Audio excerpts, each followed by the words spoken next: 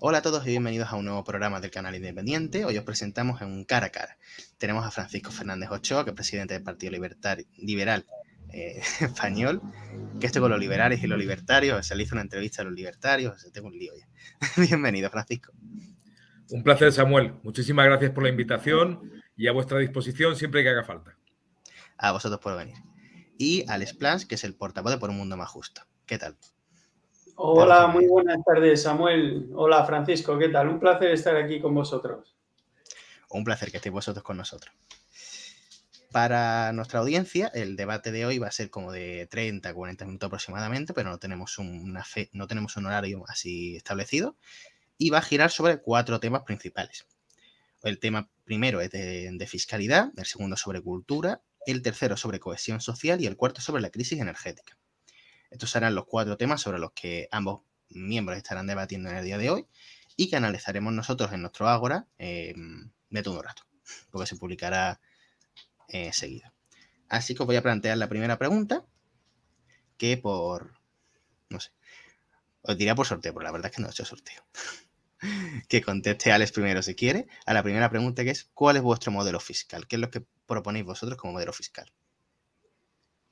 Pues ¿en cuánto tiempo tenemos, Samuel, para adaptarme?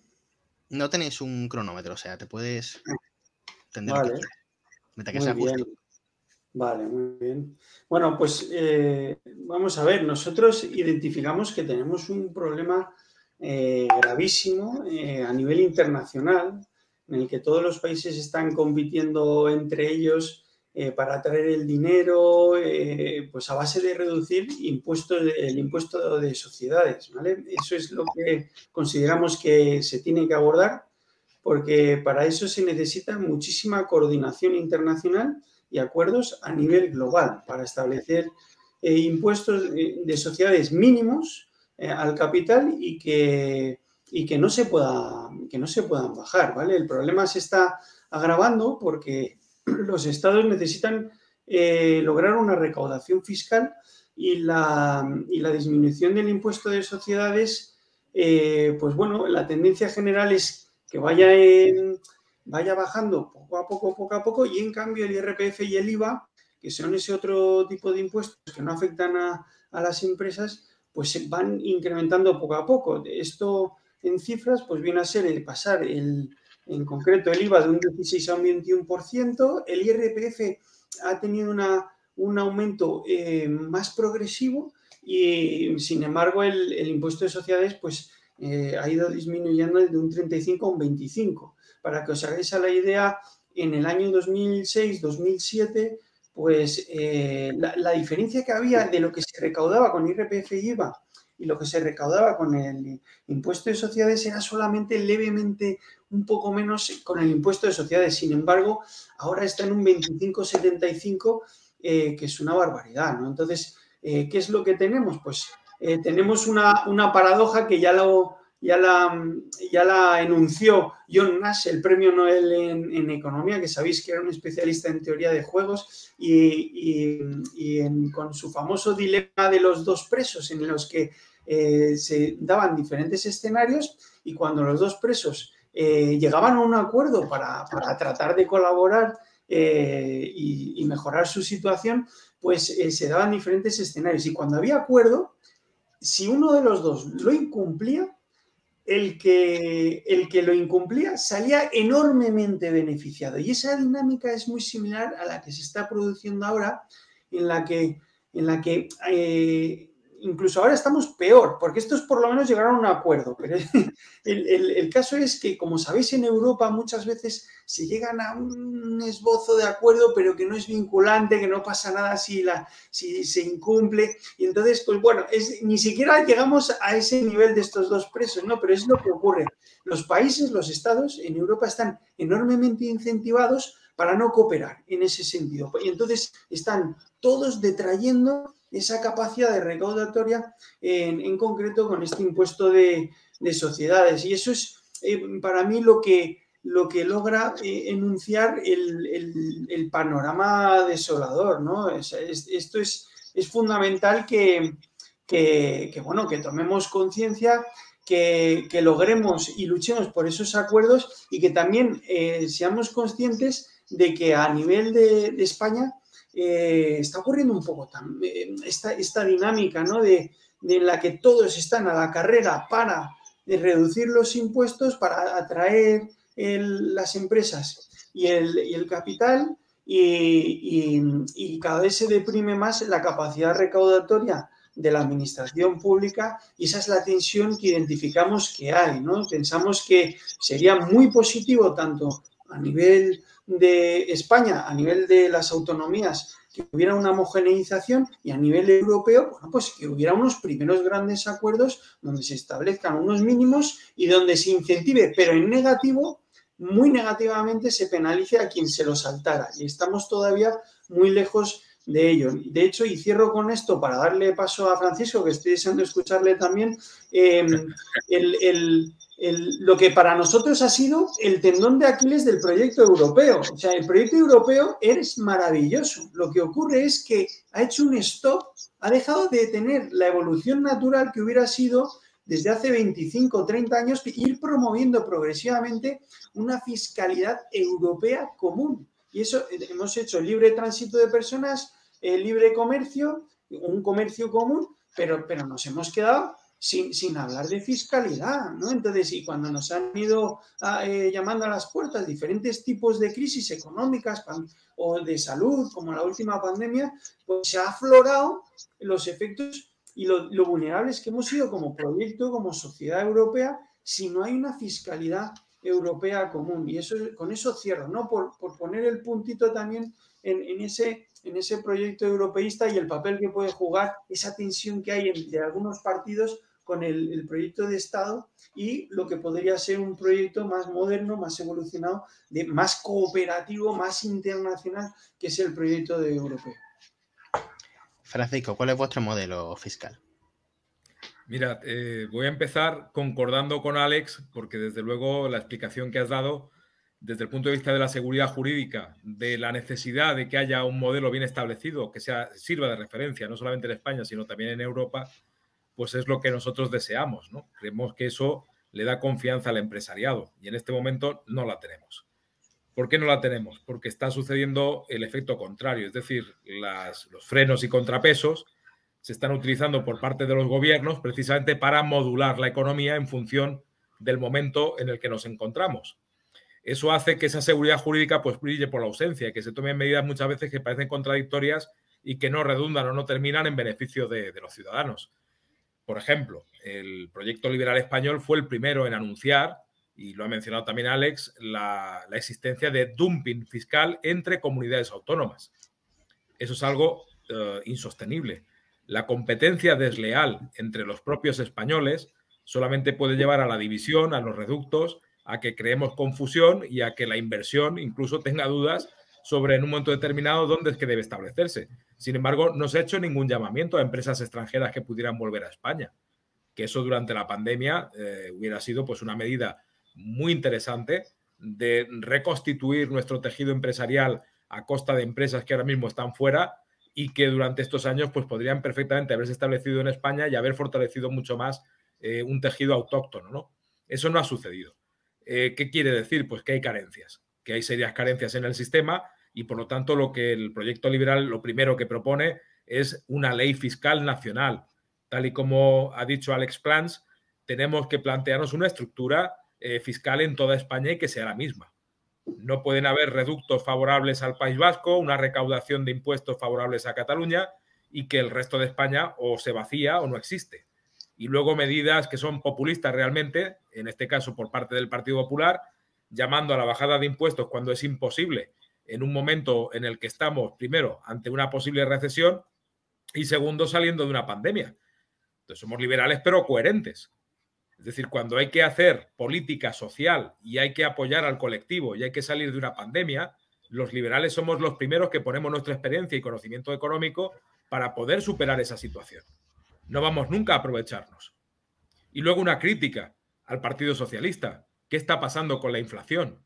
La inflación está aumentando la recaudación, no solamente a través del impuesto de sociedades, que por supuesto está en este momento pues completamente rebajado, ¿no? Para animar a las empresas, y el de la renta excesivamente alto para desanimar a los usuarios, quizá, ¿no? Tal y como bien ha planteado Alex. Entonces, eso es porque los partidos políticos no buscan ese equilibrio.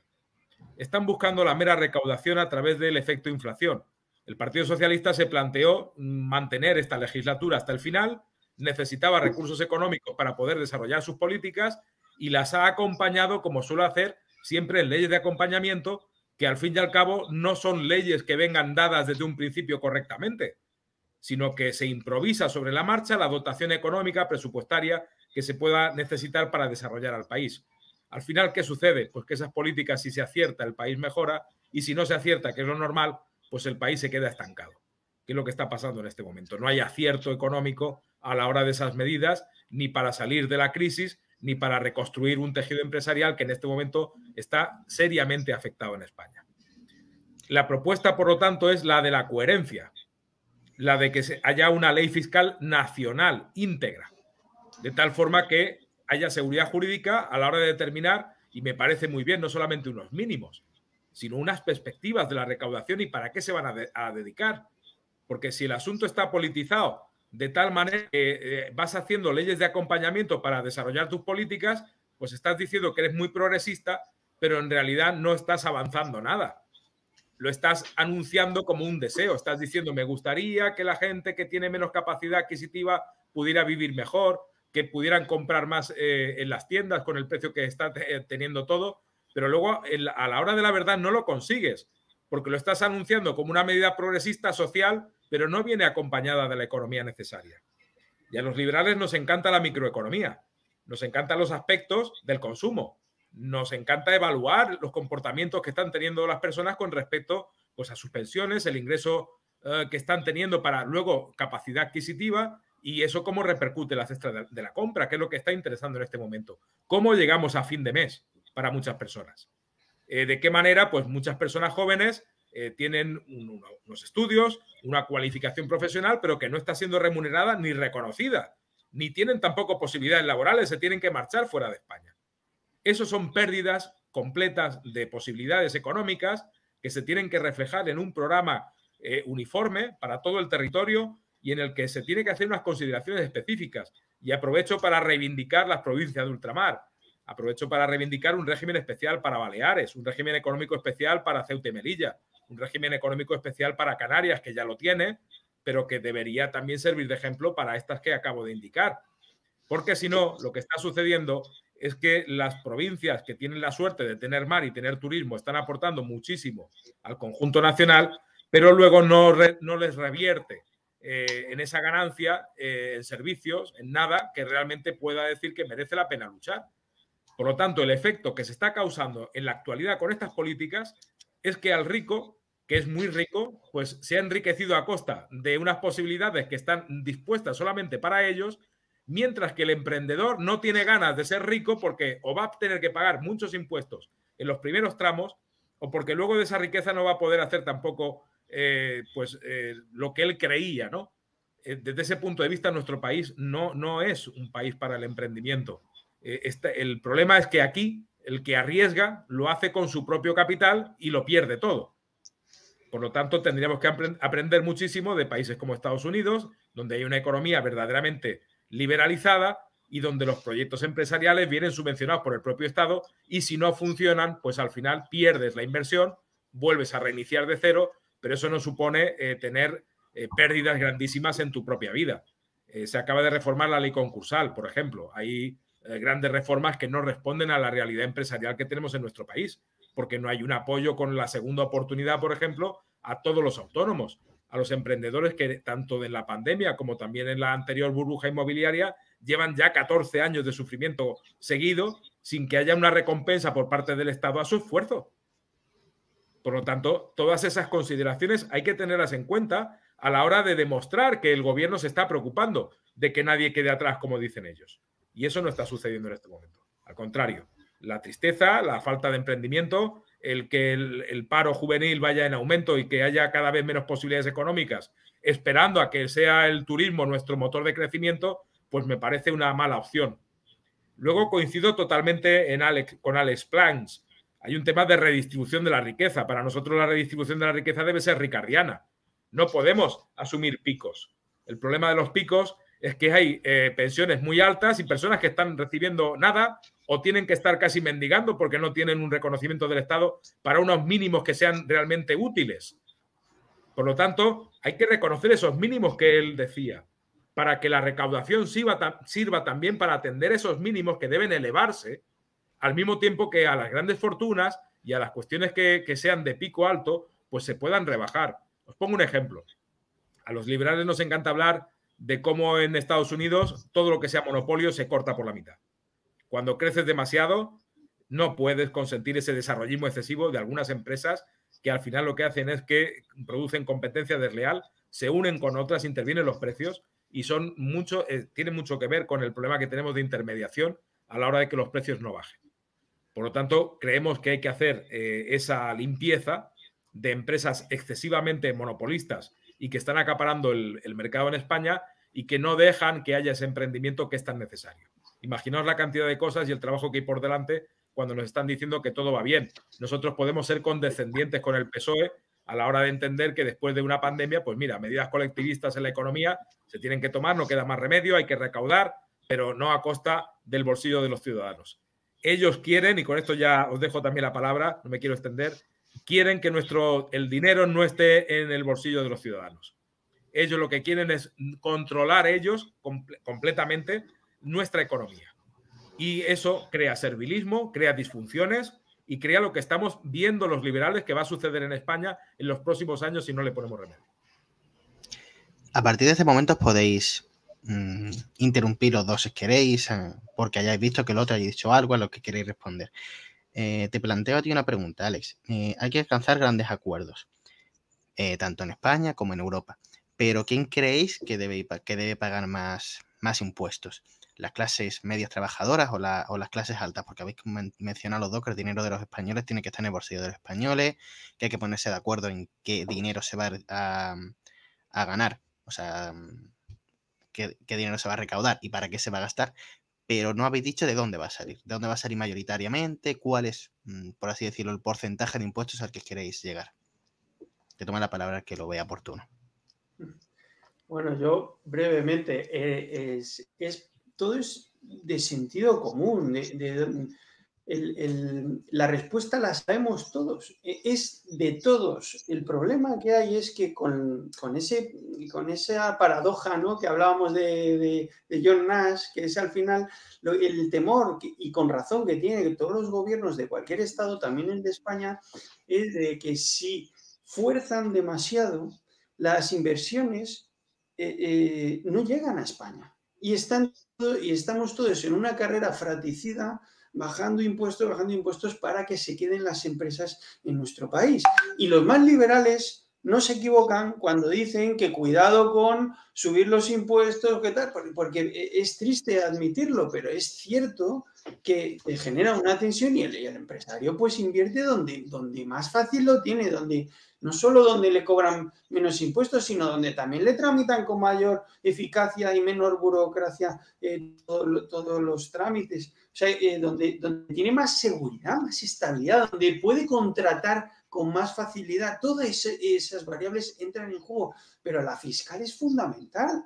Entonces, ¿de dónde sale? De las personas que residen en España, teóricamente. El problema es que si no se gestiona, si en España subimos los impuestos de una manera repentina respecto al panorama europeo, pues la gente va a pretender tributar fuera del país, que esto es lo que le falla a la izquierda. Por eso a nosotros, a los de Por un Mundo Justo, pues unas veces nos ven más de izquierda, otros más de derecha. Nosotros al final estamos abocados a que opinen que somos de centro por esto, pero es que hay que tener sentido común en esto. Entonces, ¿de dónde sale? De todos. Y hay que decirlo bien alto, de los trabajadores, pero de los empresarios. Y también de aquellos que por circunstancias de la vida, que no son unos apestados. Oye, que si hay gente que ha heredado un gran patrimonio, pues habrá que felicitarle y decirle, oye, pues qué suerte, pero bueno, que también tienen que aportar. Pues claro que sí, ¿no? Entonces, todos tenemos que aportar, pero no nos volvamos locos porque, claro, hay una tensión y hay una realidad que es que si tú subes los impuestos repentinamente y te sales por encima del panorama actual, hasta que no haya unos acuerdos que den estabilidad, que de verdad se presten a que todo el mundo, todos los estados estén incentivados a seguir el acuerdo y no a romperlo, como veíamos antes con lo que contaba de John Nash, ¿verdad? Que el que lo rompe es el más beneficiado. Pues no, tendríamos que aplicar una legislación común en Europa que evite este tipo de desmarques, ¿no? Sabemos el caso de Irlanda y de otros territorios donde se está rozando el paraíso fiscal, donde se establecen grandes empresas y donde perdemos todos como sociedad europea. Ocurre en España y a nivel europeo. Francisco, pues te doy el turno para que puedas decir. Muchísimas gracias. Te escucho y claro, me evocas, ¿no? Me evocas ideas y me van viniendo cuestiones que son complementarias a las que tú estás exponiendo. Es decir, aquí lo que falta es liderazgo. En España no hemos tenido una posición clara con respecto a Europa en la que nuestro presidente del gobierno diga, señores, hemos salido de una crisis, de una burbuja inmobiliaria y España se planta. España tiene necesidad de que se creen unos cauces, una serie de inversiones en ella que tendrán que venir determinados por nuestro peso político específico. Eso no se hizo. Pero es que luego se fue a Inglaterra y tampoco se hizo. Es que tenemos un desaprovechamiento de oportunidades inmenso a la hora de reivindicarnos como un país muy próspero, que España lo es. De hecho, fijaos en los datos que hay de crecimiento a pesar de todas las dificultades, ¿no? Entonces, si el espíritu del trabajador es la del sacrificio, la de el hambre callada que hemos vivido en muchas ocasiones, mucha gente se calla, está pasándolo fatal, pero porque no lo ve el vecino, no lo dice. No hemos salido a las calles. No somos un país conflictivo como pasó con Grecia ni pasó en otras ocasiones y posiblemente tengamos una situación económica mucho más complicada de la que nos estamos imaginando. Pues vamos entonces a darle esa representatividad del cargo y de nuestro país con el peso específico que en este momento puede adquirir, reivindicando lo que nos pertenece para que haya soluciones también moderadas por la Unión Económica Europea que favorezcan este tiempo que estamos llevando aportando y no recibimos nada a cambio. No quiere decir que sea en modo de fondos europeos que están sin controlar, ni politización de la pandemia para solamente decidir unos objetivos, sino en lo que acaba de explicar Alex. Yo creo que Europa está funcionando a distintas velocidades. Ese debate que se había creado sobre el avance o desarrollismo europeo en un sentido más político que no económico, y ahora podríamos añadir una tercera vía, que es la fiscal, pues no se está produciendo. Nos hemos quedado en la política meramente, en los intereses políticos de unos y de otros, y no hay reivindicaciones concretas que aclaren, pues como se hizo, por ejemplo, en su momento con los bancos, ¿no? Que aclaren una estructura de intervención, que aclare unas estructuras que puedan decirle a los ciudadanos, mirad, ante inclemencias, ante dificultades como la pandemia, estamos preparados. Como no se ha hecho, que es lo que comentabas antes, y Occidente en general no se ha preparado para una pandemia como la que hemos vivido, estamos pagando esa falta de trabajo de fondo y ahora se está demostrando que una vez que empezamos a salir, sí que con la recaudación se puede ayudar a muchas personas. En 2023 muchas personas van a seguir necesitando ayudas y subvenciones. Yo como liberal soy anti-subvenciones, no me gustan, pero tengo que reconocer que hay gente que no llega a fin de mes y que tienen familias y que tienen que poder comer. Claro que hay que ayudarles. Lo que sucede es que también me gustaría que se estuviera haciendo un trabajo de fondo para que todo lo que se está haciendo ahora no sea pan para hoy y miseria para mañana. Porque me temo que ahora mismo se está dando mucho para apoyar a ese nivel, pero a costa de un endeudamiento, de un gasto público que es insoportable y que va a hacer que las futuras generaciones estén condenadas a tener que vivir siempre dentro de esta precariedad. Y eso es una política decidida. Y esa política decidida pasa por decir, no queremos que el dinero esté fuera de los bolsillos de los ciudadanos. A partir de ahí ya te puedes imaginar el planteamiento que tienen de país, dependencia absoluta, que los jóvenes tengan que recibir cantidades para poder completar el alquiler, que los jóvenes tengan que pedir no sé qué para poder disfrutar de un acceso a la vivienda, y al final, ¿dónde está la libre competencia? ¿Dónde está el libre mercado? ¿Dónde está su preparación puesta en valor? ¿Dónde está el reconocimiento de que es la juventud la base de nuestro futuro? ¿Dónde está la cultura? La inversión en cuestiones que sean importantes para nuestro país, en la estructura, en la vertebración como tal. No existe.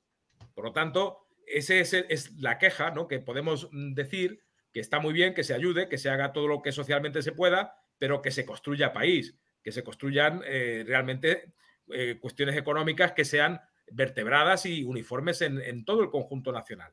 Esa es nuestra apuesta, es liberal, creo que está decididamente clara a la hora de ver que realmente lo que están haciendo en este momento pues funciona solamente para una parte de la ciudadanía y, como bien has explicado, estamos dejando de ser competitivos. A un señor que es muy rico, y hablo de una fortuna personal, le estamos poniendo más del 51% de impuestos. Obviamente se va a marchar. El capital no tiene patria. Va a buscar otro sitio donde su inversión personal privada le sea más productiva. Por lo tanto, ya estamos dejando de ser eficaces por ahí. Pero es que, por otra parte, tampoco estamos haciendo nada para llamar a las empresas, salvo algunos populismos del Partido Popular en algunas comunidades autónomas para decir que somos los mejores porque hemos quitado el impuesto de patrimonio. Eso es mentira. Las empresas no se mueven por los impuestos de patrimonio, ni las personas se mueven por los impuestos de patrimonio. Los ricos son tan ricos que tienen para seguir siendo ricos después de haber pagado impuestos. El problema es cómo afecta eso a la clase media, cómo estamos destruyendo el tejido empresarial, cómo los locales, comercios de Madrid tienen que estar cerrando en los alrededores de la capital, cómo en provincias estamos viendo que se van vaciando las posibilidades y cada vez son menores, porque no hay una estructura económica real. Y esta es la cuestión. Lo demás está muy bien. Yo puedo entender el debate, puedo entender la cuestión presupuestaria de los apoyos políticos para que haya unas cantidades que puedan salir adelante. Pero también veo que si no se atiende todo esto que estamos hablando ahora, va a haber una revuelta social. Veo muchos problemas para España si continuamos en esta línea en la que también os digo que el español llega a un momento que dice hasta aquí. No me he manifestado, no he salido a la calle, me he aguantado, he pasado por todas las penurias que tenga que pasar, pero hasta aquí hemos llegado. Y cuando llegue ese momento, que se preocupen, porque los españoles somos como somos, tenemos nuestro carácter también. Entonces, creo que podemos evitarlo perfectamente. Podemos evitarlo y hay recursos en este momento, tanto del gobierno como de las comunidades autónomas, para intentar encauzar esa desazón que tenemos todos y volver de nuevo a un cauce que sea del equilibrio. Como decía Alex, es el equilibrio, el centro, lo que realmente nos tiene que devolver la salida. ¿Habéis visto algún país europeo que salga por los extremos adelante? Que se apoye en radicalismos, en políticas populistas para salir adelante. Si no es un Nobel, pues que sea la FER, pero que me digan en qué momento tengo que bajar los impuestos exactamente, porque hay una curva de precisión que me lo está indicando porque ahora salimos de la crisis. Pero no me cometas como conservador el error que se ha cometido en Inglaterra de querer bajar los impuestos porque era muy populista y era una manera de decirle a la gente que me vote. Ya veis las consecuencias. No se puede jugar con todo eso. Y desde ese punto de vista creemos que los liberales tenemos una gran tradición y una gran preocupación por estos temas como para que cuando opinemos, pues por lo menos se nos escuche. Antes de cambiar de tema y muy brevemente para que nos entiendan todos nuestros espectadores, ¿cuál sería vuestro modelo económico a largo plazo? Ya, a largo plazo lo tengo clarísimo, sería totalmente liberal. No sería tan no estaría cediendo tanto como lo estoy haciendo ahora al salir de una pandemia, ¿no? El modelo económico, desde luego, es de esfuerzo, de trabajo, de reconocimiento de la clase media, de una estructuración fiscal, como he dicho antes, absoluta de toda España y, sobre todo, no tanto progresismo en los impuestos, sino que realmente el que tú te enriquezcas, que tenga un valor en este país. Porque hasta que no lo comprendamos, hay partidos, voy a decir nombres, como Vox, por ejemplo, que parece que son muy condescendientes en todo eso y no es verdad. Nos están engañando. Son socialdemócratas porque no están apoyando a que haya riqueza. No están apoyando con sus propuestas fiscales y medidas a que realmente España salga adelante. Son medidas liberales las que hay que aplicar. Y cuidado que digo liberales, no neoliberales, que no tienen nada que ver. Desde un punto de vista y un concepto clásico. Alex. Yo el modelo que tenemos en Por un Mundo Más Justo es un modelo en el que tiene claro que el Estado tiene la responsabilidad de cuidar a los sectores más vulnerables de la sociedad, porque eso siempre va a estar ahí. La responsabilidad como sociedad que tenemos es de optimizarlo, de minimizarlo al máximo, pero siempre tiene que haber unas prácticas públicas que cuiden de esos sectores más vulnerables con una atención específica, ¿no? Y eso nos va a hacer una sociedad más próspera, porque eso lo tenemos optimizado, ¿vale? Y lo que tenemos claro también es que cuando mejor funciona la economía es cuando los incentivos no están basados en subvenciones, ¿vale?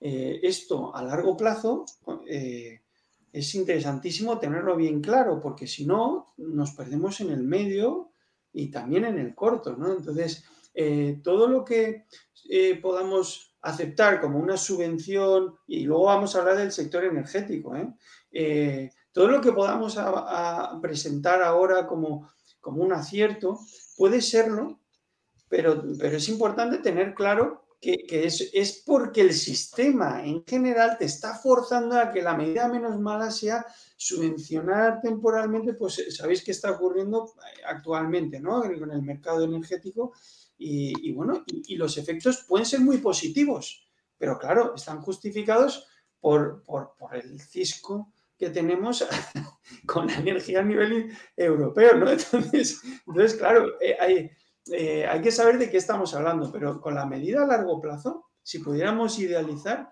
es cierto que nosotros sí que perseguiríamos ir reduciendo subvenciones, ir incentivando con impulsos económicos, que bueno, puede ser una subvención, pero de impulso, de inicio, pero no sostenida.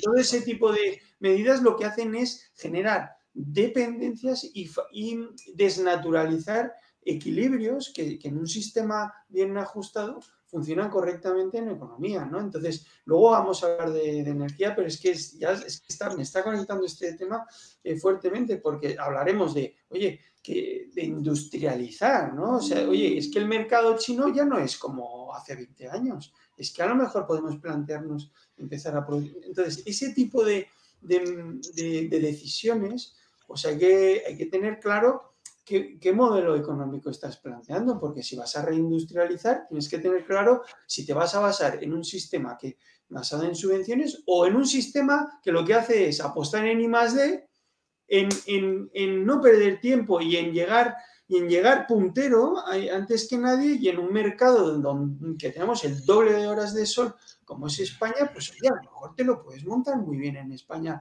con la energía solar. Entonces, sin querer me he ido a uno de los temas que vamos a abordar, pero bueno, pues para apoyar también lo que es el sentido común. El sentido común a veces te implica a corto plazo tener que tragarte tu modelo ideal, pero eso en política es muy sano decirlo y ser honesto y decir por qué propones en un momento una cosa y en otra, porque si no la ciudadanía lo que te va a decir es que les estás engañando, ¿vale? Totalmente de acuerdo. No puedo hacer más, y perdóname que vuelva a intervenir, que subrayar tus palabras, cada una de ellas, además. Es decir, el sentido común y la idea liberal de la economía es muy difícil que el resto de partidos políticos no la quieran. Porque, claro, aquí hay una prueba y efecto y ver si eso funciona o no, y no puedes engañar a la gente. Porque es que las medidas económicas liberales son las que funcionan y las que crean optimización de recursos y las que llevan a ese camino que tú acabas de exponer perfectamente, de la no subvención y del apoyo al emprendedor. Entonces, no puedo estar más que de acuerdo con tu exposición, la subrayo y además la reivindico, porque creo que es muy necesaria. Es muy importante que entendamos esto. No hay en este momento en España una concepción clara de lo que se quiere a nivel de gobierno. No la hay. Y nos están engañando, porque si la dependencia y además es o tiene que ver con la supeditación de todo lo económico a las elecciones y a la política, estamos generando un sustrato económico que es falso, porque está todo supeditado o a intereses partidistas o al momento electoral en el que nos encontramos. Es que todo se tiene que medir cada 4 años. No hay proyectos de futuro, como tú decías, de medio y largo plazo. Claro que los hay que ayudarlos a que eso se pueda prosperar. Y ahí tenemos que estar todos los partidos políticos, porque es de sentido común. Lo que no puede ser es que estén enfrentados y que no se avance, porque están nada más que preocupados por estrategias políticas y sus sillas. Y eso es lo que impide que España realmente, como lo que significa nuestro país, prospere y vaya adelante, ¿no? Y eso es lo que hay que pedir, entendimiento dentro de unas bases que sean comunes y llamadas de interés general. Entonces, ¿para qué estamos haciendo política? Para todos los españoles, no para unos cuantos que se hinchen los bolsillos. Vamos a cambiar de tema y, como todos sabemos, dentro de escasos días se celebra el día de Halloween. Es una festividad que que a nadie le sorprenderá que le diga que nació en Estados Unidos. Y aún así en Europa y en España se celebra como si lo llevásemos celebrando 3 siglos. Entonces yo os planteo, ¿qué hay que hacer con la cultura? Porque muchos, no dudamos, y yo me meto ahí, en hablar de imperialismo cultural de Estados Unidos. ¿Qué creéis que se debe hacer con la cultura? Como empezó antes Alex, Francisco, empieza tú si quieres. Bien, nosotros tenemos un modelo cultural claro y la cultura política del país pues se va definiendo precisamente por la acción de cada una de las personas en él. Y lo que es tradición, lo que es costumbre, lo que es nuestra historia, tienes que reivindicarlo. Tú no puedes pasarte porque hay pandemia 2 Navidades sin celebrar la Navidad, porque a la tercera vez que no la celebras ya ni te acuerdas y parece que no importa, ¿no? Es decir, somos animales de costumbre. En el momento en el que la costumbre que se nos impone es otra diferente a la que tenías como modelo adquirido, pues es fácil cambiarlo. Todo eso psicológicamente está muy estudiado y es lo que se está intentando. Meter influencias de países como Estados Unidos, pues como he dicho antes, para algunas cosas pueden estar muy bien porque coges lo mejor de cada lugar para intentar mejorar tú, pero cuando las ideas en este caso no son correctas o no encartan con lo que es tu propia tradición, pues desde luego el Proyecto Libre Español no las promueve. Tampoco dice que esté en contra, simplemente que cada uno haga lo que quiera, pero en este sentido, desde luego, no vamos a dedicar ningún esfuerzo de promover el Halloween a la americana, ¿no? Sí que creo que hay aspectos culturales en los que España, la madre patria, es responsable del cuidado y el mantenimiento de monumentos, de muchísimas inversiones que están en los países hispanoamericanos y que en este momento no nos estamos haciendo responsables y nos corresponde a nosotros. Y estamos ayudando a países que luego son potenciales enemigos, les estamos entregando grandísimas cantidades y no estamos cuidando nuestro propio patrimonio cultural, con lo que eso implicaría a la hora de relaciones de viajes, turísticas y de todo tipo para reivindicar lo que es un patrimonio español que está hecho desde hace siglos. Os recuerdo los siglos de la luz, ¿no? Todo lo que significó los siglos de oro. Cuando España reivindicó su lenguaje, cuando reivindicó cuestiones que deben permanecer, no nos van a cambiar en ese terreno. No nos van a cambiar por mucho que quieran. Somos como somos, no nos pueden cambiar. Entonces la cuestión es, si no nos pueden cambiar, que nos dejen libertad para ser como somos. Y el que no quiera, pues evidentemente pues lo va a poder perfectamente encontrar otra alternativa, hacer las cosas de otra manera, pero también dejemos a los que creen en estas fechas de otra forma, mucho más religiosa, mucho más lo que sea. Ser liberal no es enfrentarse a la religión, ni es enfrentarse a la doctrina. Es simplemente entender que la sociedad tiene una mayoría y si la mayoría es de una manera, eso hay que respetarlo. Y nosotros no nos vamos a enfrentar, no nos oponemos a que haya cuestiones católicas en España cuando España es católico. Ni tampoco nos oponemos a que haya una ética en las escuelas cuando muchos padres quieren que haya una ética para sus hijos en la educación y no ideas que entienden que no son las que quieren que sus hijos asuman. Por lo tanto, eso es libertad. Y eso es lo que tenemos que respetar en estos días. Pero desde luego el Proyecto Libre Español no va a fomentar en absoluto la idea de una fiesta que no es la nuestra. Alex. Bueno, yo cuando hablo de cultura, sobre todo pienso en educación, ¿no? Pero cuando la educación la sacas de las aulas, pues ya hablas de la calle, y hablas de la sociedad civil y de un espacio público y empezamos a hablar de artistas, ¿vale? Empezamos a hablar de momentos mágicos donde una persona no tiene por qué ser un gran académico, estar muy leída, pero el artista hace algo mágico en las personas, que es que nos eleva, nos habla en un lenguaje diferente, bien por la performance o lo visual o lo musical o directamente por el mensaje, un poeta, pero se genera un efecto transformador, ¿no? Entonces, tenemos en las aulas, en lo escolar, en nuestras universidades,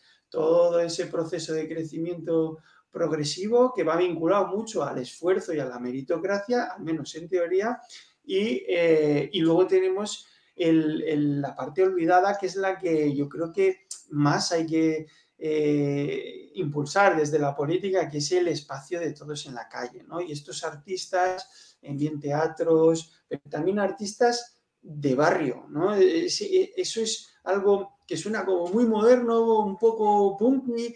Si te suena moderno punky, es que quizás hace falta leer más de esto y conocer a estas corrientes que lo que hacen es generar con música y con danza cosas que la política no ha logrado nunca, que es a lo mejor unir a colectivos de niños que no hablan todavía bien español y se van integrando y se genera un clima de barrio asombroso y cómo se es capaz de integrar personas que tienen muchas dificultades para integrarse bien, porque sus padres incluso no tienen los papeles en regla. Imaginaros el drama. Sabéis que en Por un Mundo Más Justo estamos ahora con una iniciativa legislativa popular para una regularización extraordinaria de personas extranjeras, ¿no? Entonces, muchos de estos niños, sus padres, no tienen el padre o la madre los papeles en regla, están en situación administrativa irregular y, como decía, a través del arte en la calle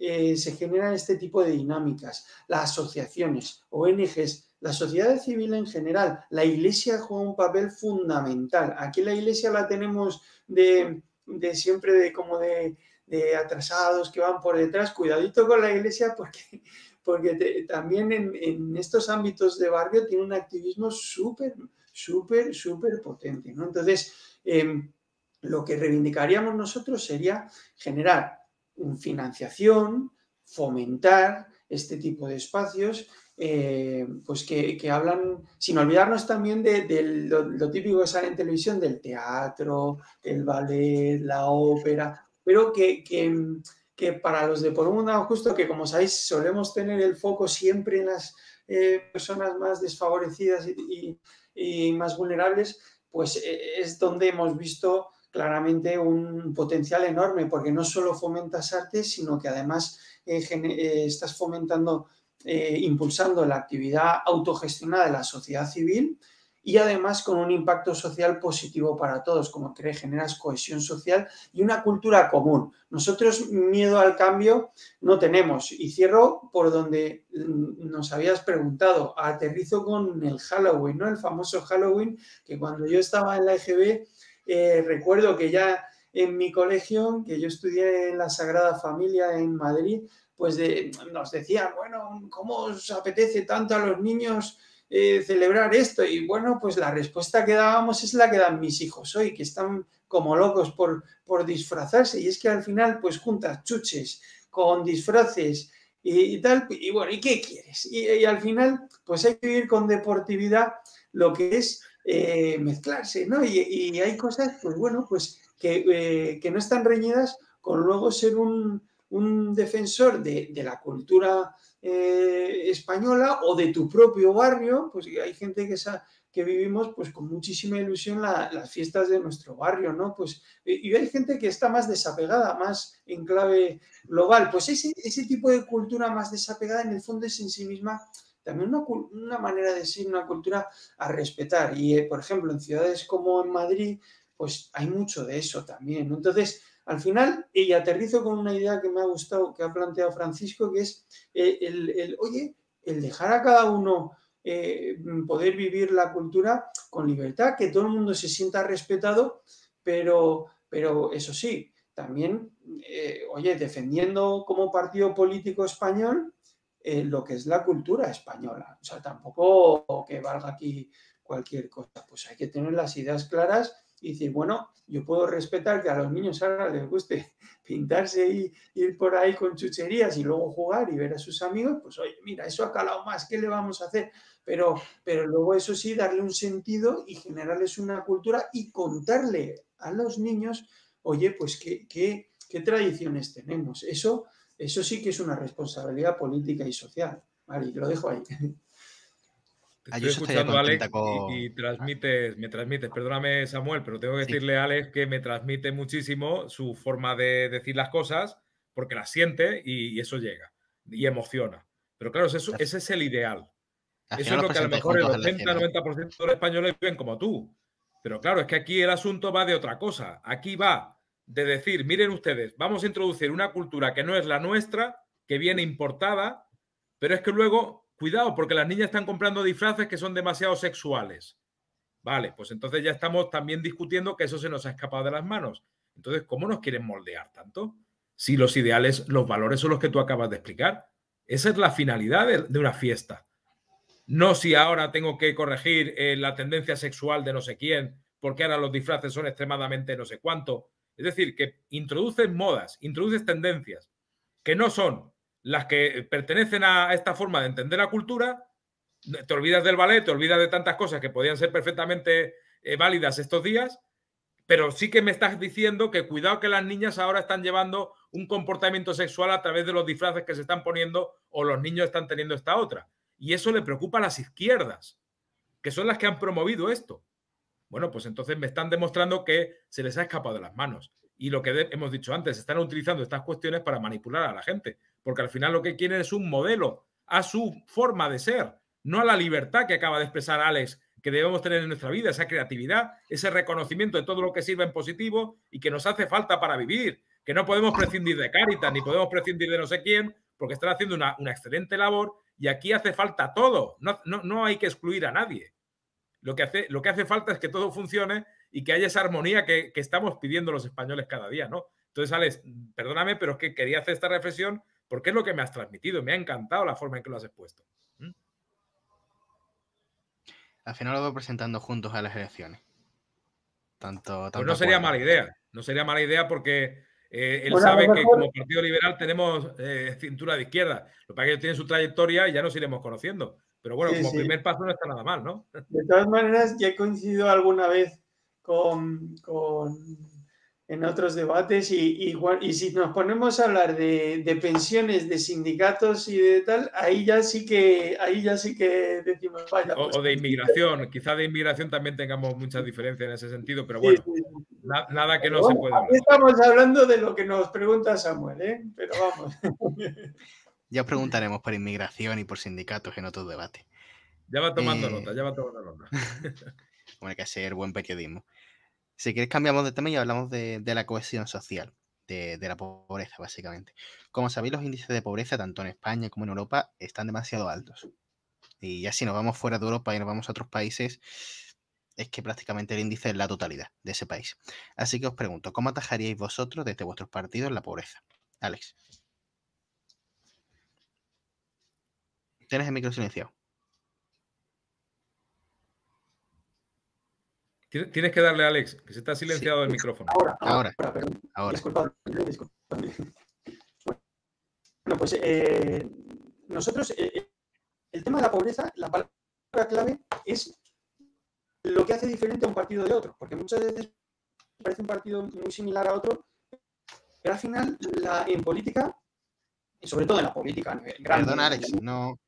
Alex, un segundo. No sé si soy yo, o a Alex se le escucha fatal. O es simplemente mi sonido.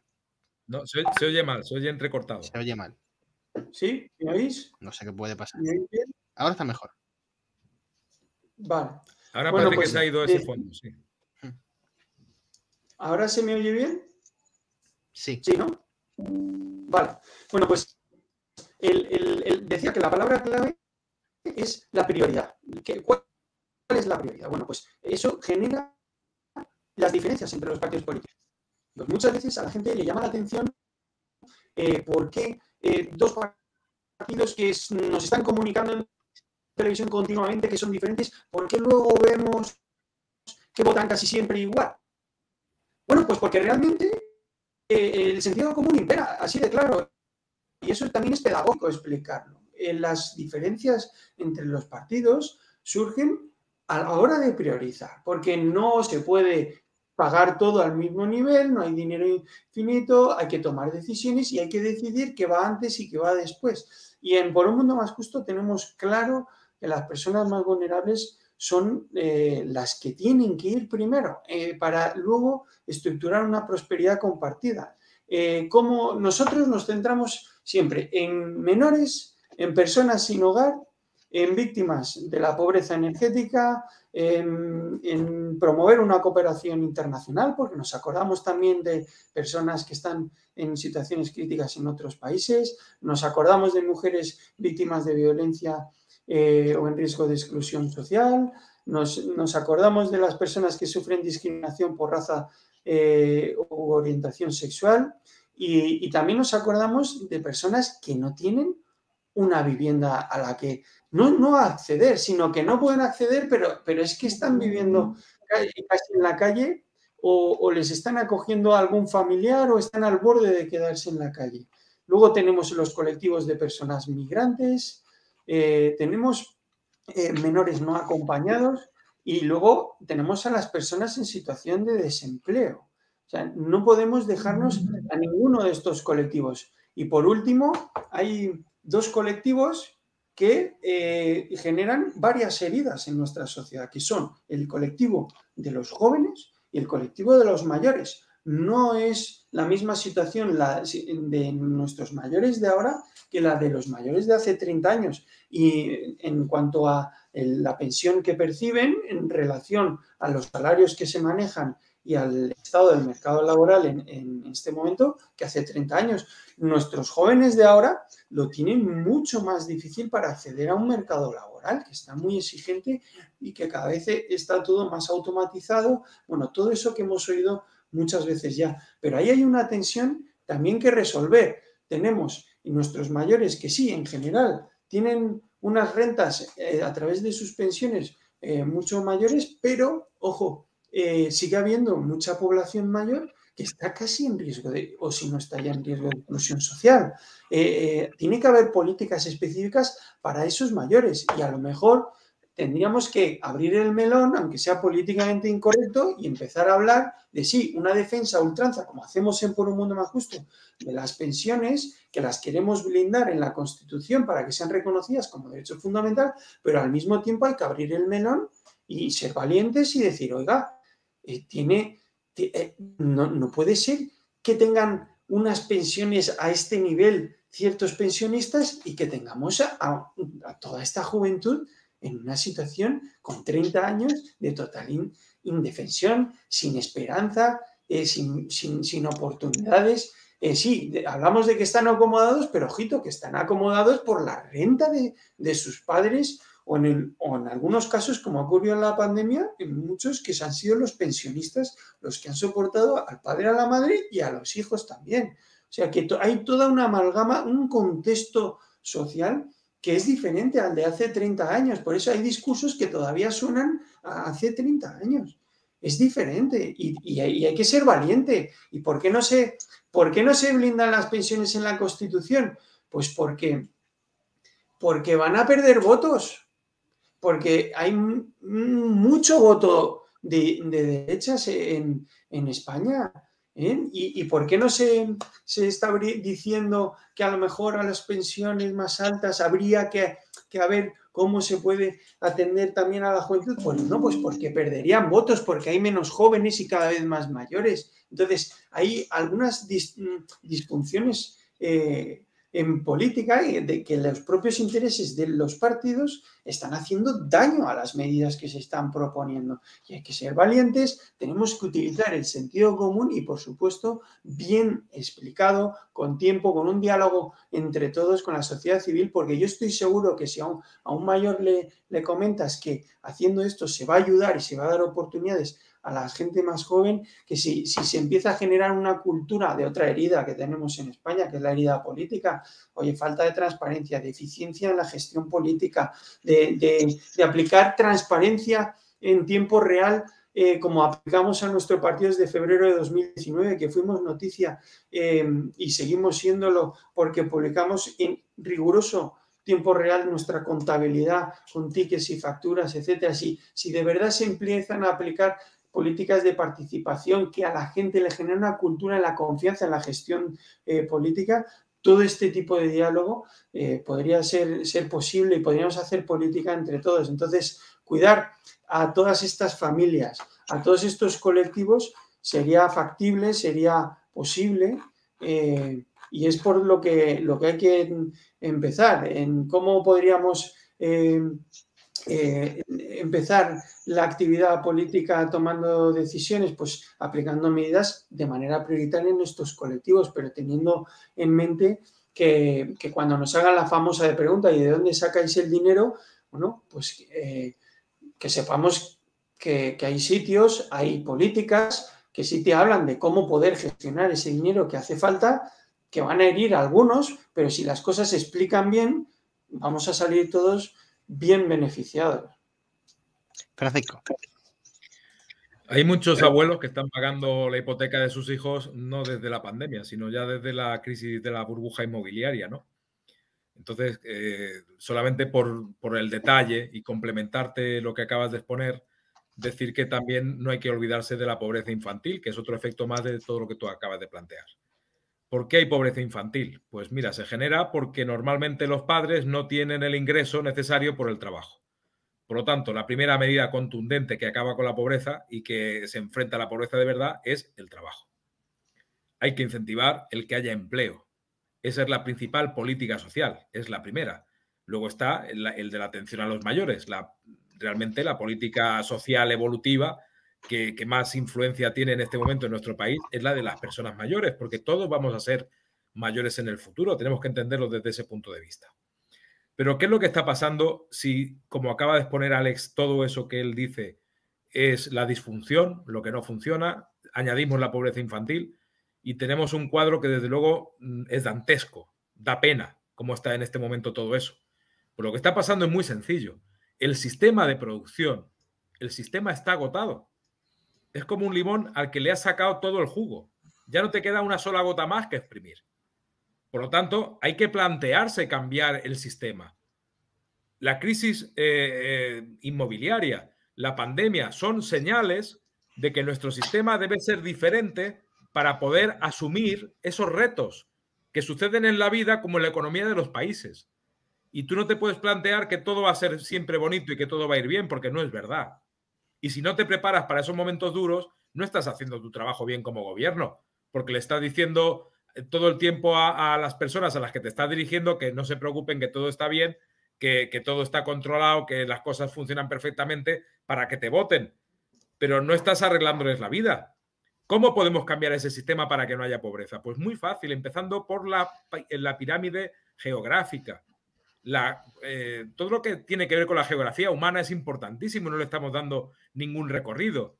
Sabéis, yo mismo soy fruto del baby boom. Ahora mismo hay una pirámide en la que los nacimientos son muy estrechos y las personas mayores tienen una pues, cada vez mayor capacidad de vida y la pirámide en su parte alta es muy ancha. Los que estamos ya en el baby boom nos estamos convirtiendo en esos mayores del futuro. Por lo tanto, si no hay cotización, si no hay empleo juvenil, si no hay jóvenes que estén cogiendo las riendas, ¿cómo vamos a afrontar que no haya trabajo en España para ellos y que no haya para pagar las pensiones? Es que eso es de cajón. Claro, las políticas generacionales, lo que tiene que ver con la geografía natural, pues cada 15 años estamos hablando de un cambio generacional. Las elecciones son cada 4. Por eso no funciona en España la economía. Porque las elecciones son cada 4 y las personas cambiamos cada 15. Y no hay un plan por parte de los políticos a la hora de decir que hayan prevenido eso de que va a suceder dentro de 15 años para dejar un mundo mejor a los que van a venir después. Podríamos decir un mundo más justo. ¿Por qué está sucediendo de esta manera?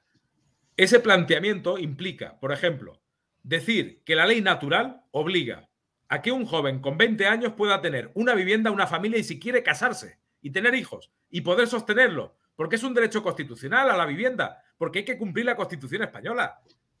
Porque al final es que dicen, es que ustedes sois de extrema derecha, es que soy de derecha, soy de izquierda. Pero si nosotros lo único que queremos es cumplir la Constitución española, ¿cómo se rompe esa dinámica de pobreza? Impidiendo la división, haciendo que España no se divida. Que haya una unidad de acción a la hora de enfrentar estos problemas que son básicos para todos. Y una vez que los hemos superado, ya discutiremos de si uno es de izquierda o más de extrema, o de lo de arriba o lo de abajo. Si hacemos falta todos. Con respeto hacemos falta todos. Pero primero lo básico, pongámonos de acuerdo en unas condiciones que sean estructurales, como he dicho antes, para que esto funcione. Ese joven tiene que poder tener un empleo, tiene derecho a una vivienda y tiene que con 20 años empezar a cotizar porque si no las personas mayores no van a poder hacerlo. Y no me vengas con que no pasa nada, que tampoco es tan importante que los jóvenes no tengan hijos, porque ¿sabes qué? Que como ha habido momentos de mucha población en España, los servicios han sido deficitarios por eso. O sea que esto es como decir que mi ciudad está sucia y no le pongo el remedio. ¿Qué pasa? ¿Que hay cosas que no tienes que intervenir como Estado? ¿No son tu responsabilidad, como decía Alex al principio? Hay que exigir la responsabilidad del Estado cuando el Estado tiene que estar patente y tiene que ser manifiesto y tiene que ayudar de verdad en que eso sea un apoyo para que la sociedad funcione. Ahí hace falta Estado. Pero eso es un Estado mínimo, estructural, con las ideas claras, que funcione eficazmente. Y a partir de ahí das libertad. Y si tienes libertad, la sociedad va a crecer, va a prosperar y va a ser magnífica sin necesidad de que el papá Estado esté detrás de cada uno de nosotros constantemente, como lo están haciendo ahora. Entonces, esa libertad implica poder tener hijos desde muy joven, tener el derecho a poder independizarte y no vivir de tus padres a una temprana edad, como pasa en muchos países europeos, y creemos que ese debate se tiene que abrir en España. Porque ahora mismo no somos modernos. No podemos decir que somos europeos porque primero nuestros sueldos no son equiparables a lo que cobran en Europa. Por lo tanto, no nos engañemos. ¿Cómo va a resistir la pobreza a un francés igual que un español? Si un español no tiene ni siquiera los medios económicos para poder llegar a fin de mes, mientras que el francés está cobrando 3 veces más que cualquier español, por ejemplo. Tócale los derechos fundamentales a los franceses, verás cómo salen a la calle inmediatamente. Y aquí en España no decimos nada. Somos muy conformistas en estas cuestiones y nos estamos jugando que haya realmente un país próspero para todos. Y cuando digo todos, no tienes que gobernar ideológicamente, porque si gobiernas ideológicamente estás siendo sectario, como sucede ahora mismo con el gobierno en Cataluña. Te estás privando de la mitad de la producción. Estás solamente dirigiendo lo que te interesa políticamente y lo demás está baldío. España se está vaciando. Nuestro partido se llama Proyecto y hacemos un llamamiento a todos los partidos que deberíamos unirnos en un proyecto común, sin siglas, sino dándonos cuenta de que como en la Edad Media, cuando alguien tenía una idea y quería llevarla adelante, el que quiera que me siga, el que quiera que esté aquí, donde hace falta, y verás cómo entonces empezamos a cambiar. ¿Qué es eso de presentarse 14 o 15 partidos políticos a unas elecciones? El sistema político español es multipartidista. Claro que tiene que haber partidos políticos de toda la franja, de todo el continuum representado. Pero también seamos sensatos a la hora de esa unidad, que al no tenerla, cuidado, digo unidad, no uniformidad. Digo unidad de los que hacen falta para que haya una base consensuada. Y a partir de ahí, a partir de establecer las políticas, como liberales estaremos encantadísimos de que haya tendencias, haya corrientes, que cada uno opine lo que tenga que opinar, porque también os digo que gracias al liberalismo constitucional, pues ahora mismo hay partidos de izquierdas como el PSOE o partidos de derechas como el PP que pueden opinar lo que quieran. Por lo tanto, yo no voy a entrar en confrontaciones con esos partidos políticos. Lo que voy es a reclamar esta unidad y lo puedo hacer ante Alex, por ejemplo, porque creo que él ha hablado de sentido común y estamos en ese terreno ahora mismo, ¿no? Me imagino que toda nuestra audiencia se está preguntando el cómo. ¿Cómo quiere, por un mundo más justo, acabar con esa pobreza juvenil, con esa especie de distribución de sueldos del que he hablado, de las pagas a los jubilados y que están supuestamente algunas muy altas y teniendo tanta pobreza juvenil? Y también cómo va el proyecto liberal español a incentivar el empleo. O sea, ¿cómo? Que la gente se está preguntando cómo. ¿Cuáles serán las políticas efectivas para hacer eso de lo que habéis hablado ambos? No, si Pues os sí. parece, lo tengo claro. Es decir, para que un joven pueda tener trabajo hace falta un sistema gremial. Hace falta darle una profesión, hace falta darle un empleo. Por lo tanto, tenemos que empezar a concienciarnos de que aquí hacen falta profesiones. No hablo de autónomos, hablo de profesionales. Hablo de gente que sepa un oficio. De que los jóvenes tengan claro que si se dedican a algo van a poder vivir de eso toda su vida, que pueden adaptarse, pueden cambiar, pueden mejorar en otros ámbitos, pero que decidan una profesión.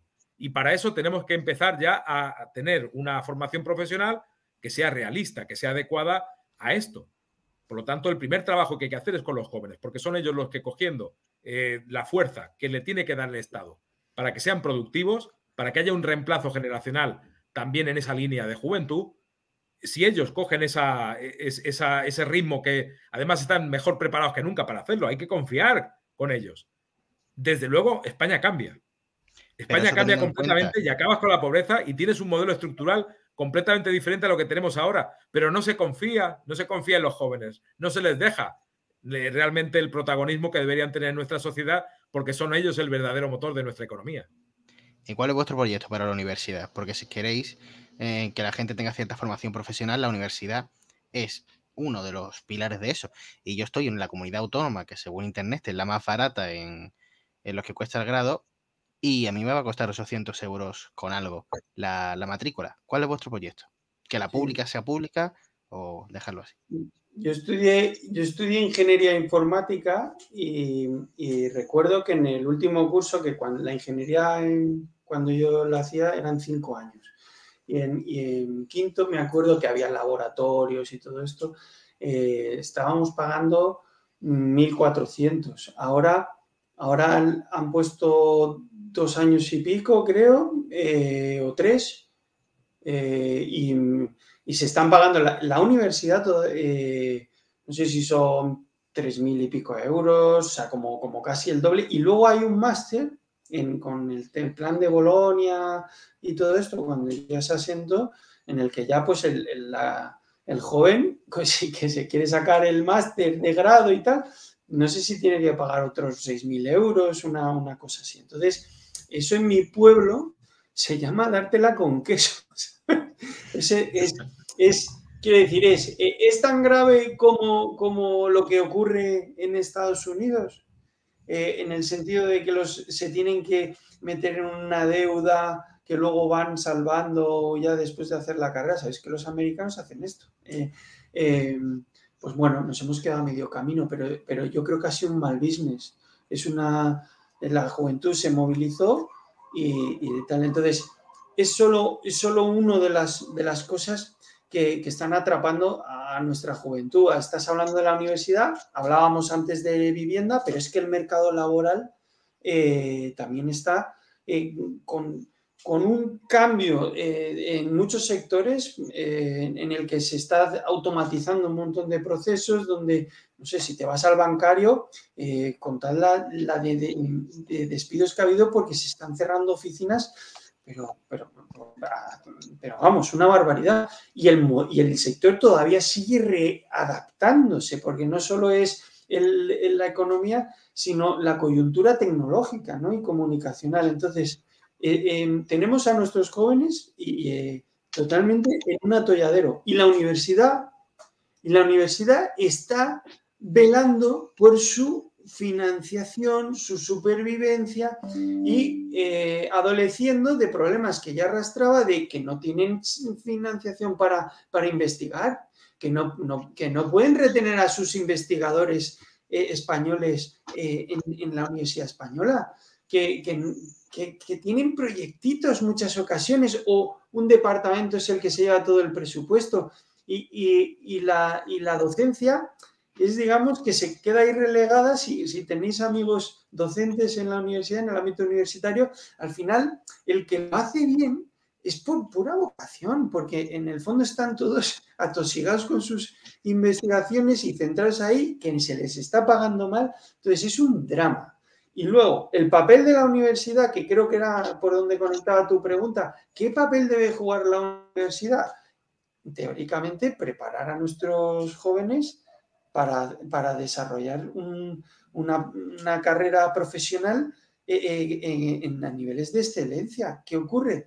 Que en esta coyuntura la universidad no está acertando ni con los tipos de formación, que hacen esfuerzos y se plantean nuevas formaciones, pero quizás más en clave de que se compren, más que sea lo óptimo, lo oportuno, ¿no? O sea, el Estado ahí no ha cogido y ha dicho, oye, ¿qué formaciones son las que deberíamos poder? Hombre, pues sí, puede sugerir, pero no hay una política clara, pero porque tampoco hay un modelo productivo claro. Estamos hablando, y ya me vuelvo al tema de la energía, porque no solo es en el sector energético, sino en otros muchos. Hace falta retomar un debate claro, honesto y también ambicioso de impulsar una reindustrialización, pero a nivel europeo y sobre todo de España, que tenemos un potencial brutal en muchas tecnologías.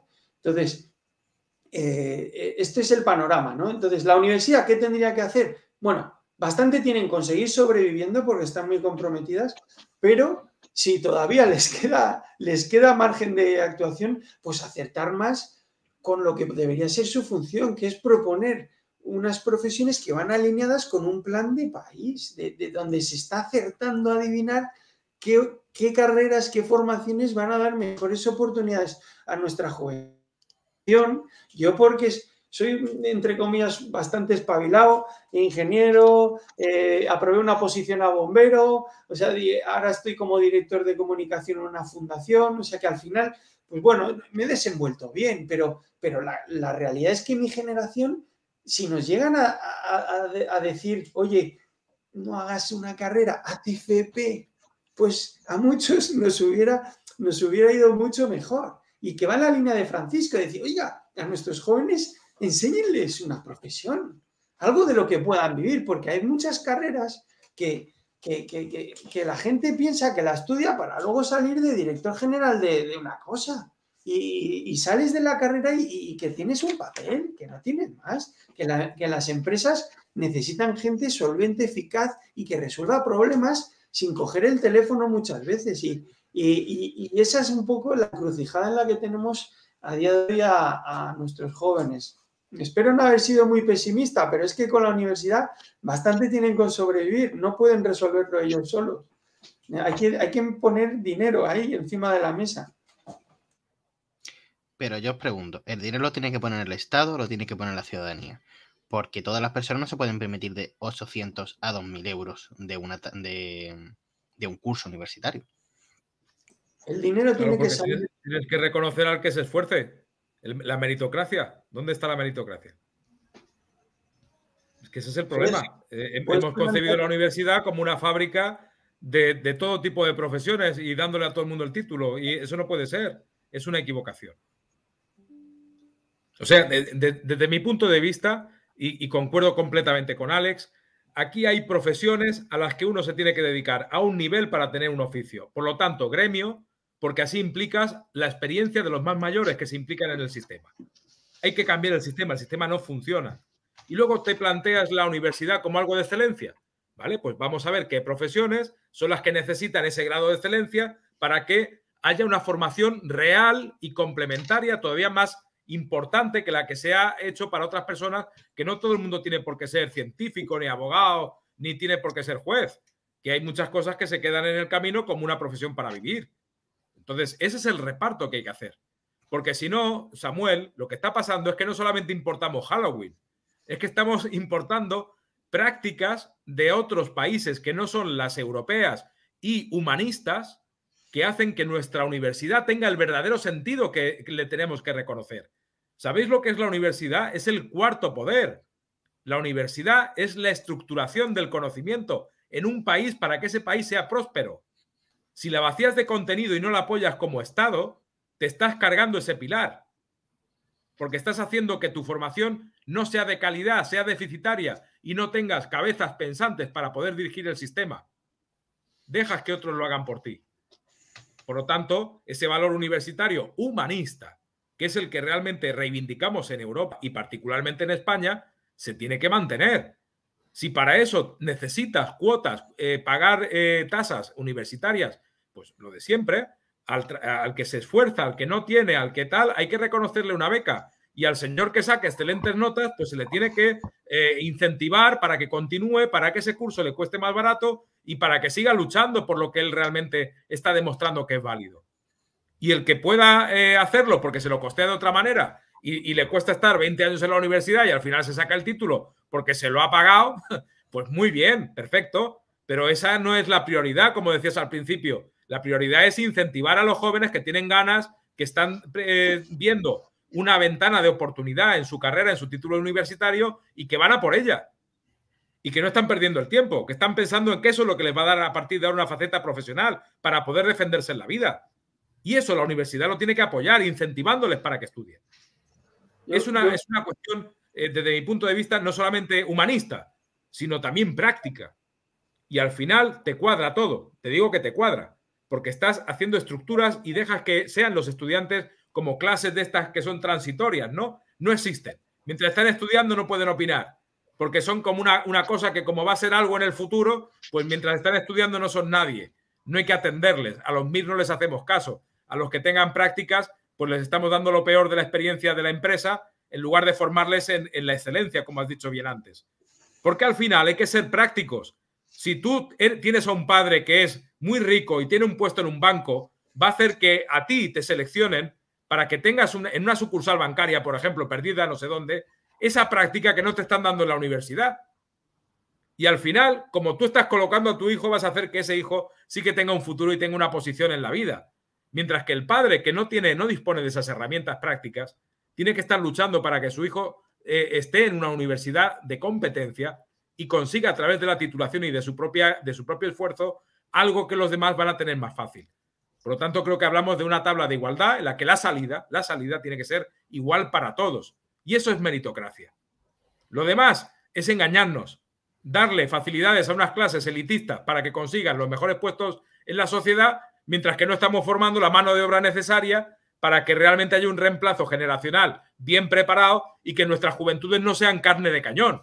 Porque si lo que estamos haciendo es carne de cañón para que tengan sueldos precarios, para que me dé igual si hoy soy mecánico y mañana sea obrero de la construcción y según va el viento así voy, pues eso no funciona. Ahora bien, estoy completamente de acuerdo con lo que ha explicado Alex. Recordar cuando las empresas, después de la pandemia, fueron capaces, por ejemplo, de pasar de construir coches a respiradores para las personas. Esa es la adaptación. Esa es la verdadera superación. Saber adaptarte en cada momento. Ser, como ha dicho él, todoterreno, ¿no? Multitarea. Tener capacidad de entendimiento, una base suficiente para que en un momento determinado no me quedo estancado porque mi vida me lleva, me aboca a esto, yo me adapto y sigo adelante. No pasa nada. Esa es una concepción también que culturalmente no tenemos en España y tenemos que implantarla. Pero claro, todo eso, ¿de qué te viene? Eso te viene de la motivación. Tenemos a nuestros jóvenes motivados ahora mismo, si están todos deseando de no estudiar, si están todos deseando de tener algo fácil que me han dicho que estudiar ¿para qué? Si luego al final yo tengo esta profesión y gano más. Entonces, no hay motivación. Y si no hay motivación en nuestra clase de estudiantes, pues lo que tenemos es un problema gravísimo en este país porque no hemos sabido animarles a que sean o que tengan esa fuerza que ellos mismos deben reconocer que la tienen. Porque son ellos el futuro, son ellos el cambio. Y a mí, yo ya tengo 51, yo no sé, Alex, también te veo joven, pero si Samuel no lucha por su futuro, ni tú ni yo vamos ya a ayudarle porque ya tenemos nuestra vida hecha. Es Samuel el que tiene que reaccionar. Igual que una mujer tiene que decir, me están vulnerando mi derecho. No puede ir un hombre a decírselo. Tiene que ser la mujer la que lo diga. Son cosas que son naturales, que son sencillas de entender. Si los jóvenes pasan de todo esto porque creen que la vida ya le va a dar las oportunidades porque mi padre me va a colocar o porque el vecino del pueblo es el que me va a poner en su sitio y yo no me esfuerzo, luego no me pidas rebajas en la tasa universitaria.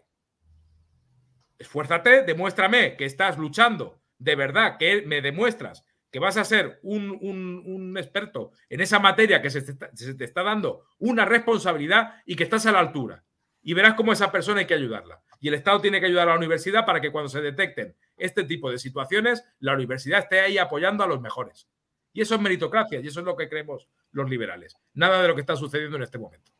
Ahora mismo, sí quería decir sobre este tema de los jóvenes y la universidad, es que hay que decirlo porque es lo justo. Ahora mismo un joven que quiera hacer la universidad tiene que de media que invertir 3-4 veces más de dinero en la matrícula. Entonces esto, el que no está becado, le obliga a, si no tiene dinero, el dinero no se lo facilitan, no se lo prestan, le obliga a trabajar. Y eso también hay que decirlo. Hay mucho joven que está compatibilizando un empleo que tiene poca relación con lo que está estudiando muchas veces, sencillamente para costearse sus gastos. Evidentemente, ya que trabaja, va a costearse su ocio, faltaría más, ¿sabes? Lo digo porque cuidado con esto del esfuerzo, de estigmatizar, de tal. Hay muchos jóvenes que se esfuerzan muchísimo con iniciativas, aunque luego tienen poco retorno económico, o bien trabajando para costearse sus gastos, total o parcialmente, me da igual, pero ya está currando, ¿no? Entonces, hay mucho joven de eso en nuestros campus universitarios a día de hoy. Eso no se veía tanto antes. Antes, por una matrícula de 1000 algo, yo lo solventé trabajando en los veranos. Y con eso tenía para pagarme la universidad cuando ya perdí la beca, porque en su momento estuve becado, pero llegó un momento que ya no me dieron más. Y también para mis gastos. Entonces, que hay también jóvenes que han perdido la esperanza, la toalla, que ya se ha perdido una cultura en muchas ocasiones, como antes sí se respiraba una tensión. Claro, es que la teníamos también porque veíamos más oportunidades, porque realmente era más estimulante. Y ya no te digo si salto, pero yo soy del 83, Francisco, pero si me remonto al 70 o al 60, pues más aún. O sea, estaba todo el mundo, pero voy a estudiar esto porque ya con esto voy a DJ, y era un clima casi eufórico. Nadie tenía un chavo, pero todo el mundo veía que le iba a ir bien, ¿sabes? En cambio ahora tenemos lo contrario. El que tiene suerte y en casita tiene los cuartos, pues se alegra, pero las oportunidades que se ven ahí en la calle ya no son tantas, ¿no? Eso es una sensación. Por eso digo que tenemos que ser conscientes en política y también en la conversación normal de que el contexto ha cambiado, porque si no los mayores dejan de empatizar con los jóvenes y los jóvenes les dicen burradas a los mayores. Y no solo eso, sino que encima, hasta en el urbanismo, estamos separando por dónde discurren los mayores y dónde van los jóvenes, y tenemos una brecha hasta espacial entre jóvenes y mayores, y esto nos va a generar unos problemas gordísimos de cohesión social, de cultura, sí, de cuidar a los mayores. Espérate tú a ver qué cultura tienen mis hijos, espero que buena, para cuidarme a mí cuando me haga falta y sea mayor. O sea, está habiendo un distanciamiento cultural también. Entonces, pues bueno, lo dejo ahí porque si no nos liamos. Sí, vamos a pasar al siguiente tema. La solidaridad está afectándose. La solidaridad es una... Tenemos carencia de solidaridad ahora mismo y eso repercute en que haya falta de convivencia y pobreza. Pero no quiero dejar de tocar otro elemento que también creo que te va a gustar, Alex. Es la estratificación nacionalista. El efecto de esa división en la propia universidad. La universidad ya no está unida como antes. La universidad defiende postulados diferentes en Cataluña, lo hace diferente en Baleares, lo hace diferentemente en Madrid o en Andalucía. Y eso es un problema. Eso es un problema porque desde el momento en el que tú estratificas, lo que estás haciendo es convertir el conocimiento en un arma social. El chaval que nace en Huelva pues no tiene las mismas oportunidades de ir a la Pompeu Fabra que uno que ha nacido en Barcelona o en Gerona. Entonces tenemos ahí un problema de comunicación, de lenguas, de que hay una división también en nuestra propia competencia universitaria, que haya alumnos de primera, de segunda, pues dependiendo de en qué universidad estás estudiando, de entrada, ¿no? Entonces ya esas diferencias que son tan abismales, ya no te digo que te pongas como referencia a una universidad americana para saber por dónde vas, ¿no? Pero entre los propios españoles tenemos que tener una unidad de criterio.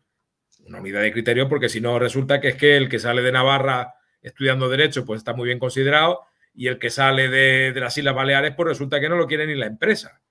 Y se ponen un cartelito, absténganse licenciados en Baleares o en Canarias, porque como son las islas de ultramar, pues no nos interesan esas formas de enseñanza para la empresa.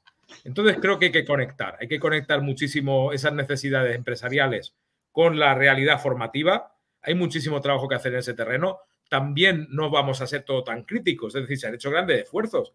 La formación profesional es verdad que se ha reformado hace 2 años. Y está cogiendo esta tendencia que hablamos hoy aquí, ¿no? Pero es insuficiente. Es insuficiente y esto, como tú decías, tiene que haber políticas de impulso también. Porque si no, estamos en las arenas movedizas. Y para salir de unas arenas movedizas no basta agarrarse una rama y tener una buena idea y hablar de 4 cosas que parece que están bien y maquillas. No, aquí hace falta un impulso real en el que el Estado tiene que priorizar en qué cosas hay que invertir primero para poder desatascar. Y a partir de ponernos de acuerdo en esas cuestiones que son de interés general, entonces luchar por una economía más próspera, por una estructuración mejor del país para todos. Pero si no lo hacemos así, difícilmente vamos a poder salir de las arenas movedizas en las que nos estamos metiendo. Vamos a cambiar ya de tema, si os parece. Vamos a ir con el último tema, que es el tema de la crisis energética. Ya hace mucho tiempo que se está dando el debate de qué energía es la que hay que utilizar, si energía más verde, energía nuclear, el petróleo o las energías tradicionales.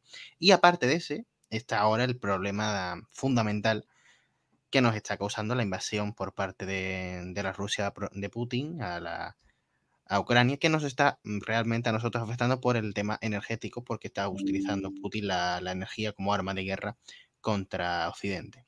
Os propongo, ¿cuál es vuestra solución o vuestro análisis, si lo queréis ver así, del problema energético y cómo atajaríais vuestro partido todo el entramado energético, todo el problema energético? Bueno, ¿Quién empieza, Alex? Decide tú. ¿Decido yo? Sí, sí. Pues, Alex, me parece. Dale. Venga. Bueno, pues vamos a ver. No es solo el tema de la energía y de las renovables en concreto, no es solo por el aire limpio, por un compromiso medioambiental, es que en términos de coste no hay color, ¿eh? Y en términos hablas de Rusia, de seguridad de suministro, pues es que tenemos una oportunidad estratégica, pero a nivel mundial, ya no digo de Europa. El depender ahora mismo del gas de Rusia o de los paneles solares que manufactura China nos hace dependientes de estados que están generando ya y están llamados a generar más en el futuro o con más probabilidades que otros, desde luego, una inestabilidad. Entonces, tener esas dependencias, pues es absurdo, ¿no? Cuando estábamos hablando de que quizás, oye, pues reindustrializar, empezar a plantearnos manufacturar nosotros, que los costes de producción ahora son mucho más competitivos respecto a China, porque ella ha ido subiendo los costes de producción, porque claro, los chinos quieren cobrar más, no son tontos, ¿sabes? Según van pasando los años, ¿no? Y luego, pues partiendo del tema de Rusia, claro, a corto plazo dices, a ver, les hemos reducido la compra de gas a Rusia porque nos hemos enfadado con ellos un 15%, pero al mismo tiempo el coste del gas se ha triplicado. O sea, en estos momentos nosotros estamos financiando a Rusia, tal cual. Y eso hay que decirlo claramente. Entonces, dices, ¿qué haríamos ante la crisis energética? Oye, pues políticamente incorrecto, pero es la verdad. Lo que tenemos que hacer es pasar frío. A lo mejor vamos a intentar pasar el menos frío posible, pero a este ruso lo que hay que hacer es cerrarle el grifo. Cerrarle el grifo, hacer un plan de contingencia severo y decirle la verdad a la gente. Ellos han bajado un 15% de nuestro consumo, están dejando de vender gas, un 15%, pero nos han triplicado el coste del gas. Es la verdad. Y eso hay que decirlo. Y es muy grave. Es muy grave lo que está ocurriendo. Entonces, eso a cortísimo plazo. Oye, es que en 3 o 4 años Putin ya se las ha apañado para hacer enlaces con China o con Irán. Y ya tiene su mercado otra vez activo. O sea que si en estos 3 o 4 años desde España no cerramos, y Europa no acordamos cerrar el grifo, y ya veremos cómo nos apañamos. A lo mejor toca pasar frío, hacer un plan de contingencia solo para casos extremos. Oye, en la guerra no hace mucho pasaba un frío de narices. Y allí sí se pasaba frío. Estamos hablando de un frío programado. ¿Qué pasa? Que eso no da votos. Con eso te expones a decirle la verdad a la gente y perder votos. Y bueno, oye, ¿qué es esto de gestionar bien si pierdes votos? Lo de siempre, ¿no? Entonces, a largo plazo, ¿qué propondríamos? Bueno, y quiero escuchar también a Francisco. Con esto voy a tratar de terminar. A largo plazo, lo que haríamos, oye, depender menos de Rusia y de China. En Europa, tratar de interconectarnos con los países nórdicos porque estamos aislados y el problema que tenemos es que Francia se opone. Hay que hacer no tenemos manera de trasvasar energía del que produzcamos en España a esos países nórdicos, y eso habría que hacer una presión en Europa muy fuerte para que Francia cediese, ¿no? Que tradicionalmente, pues los franceses nos vienen aislando en muchas cosas, ¿no? Y esto habría que batirlo.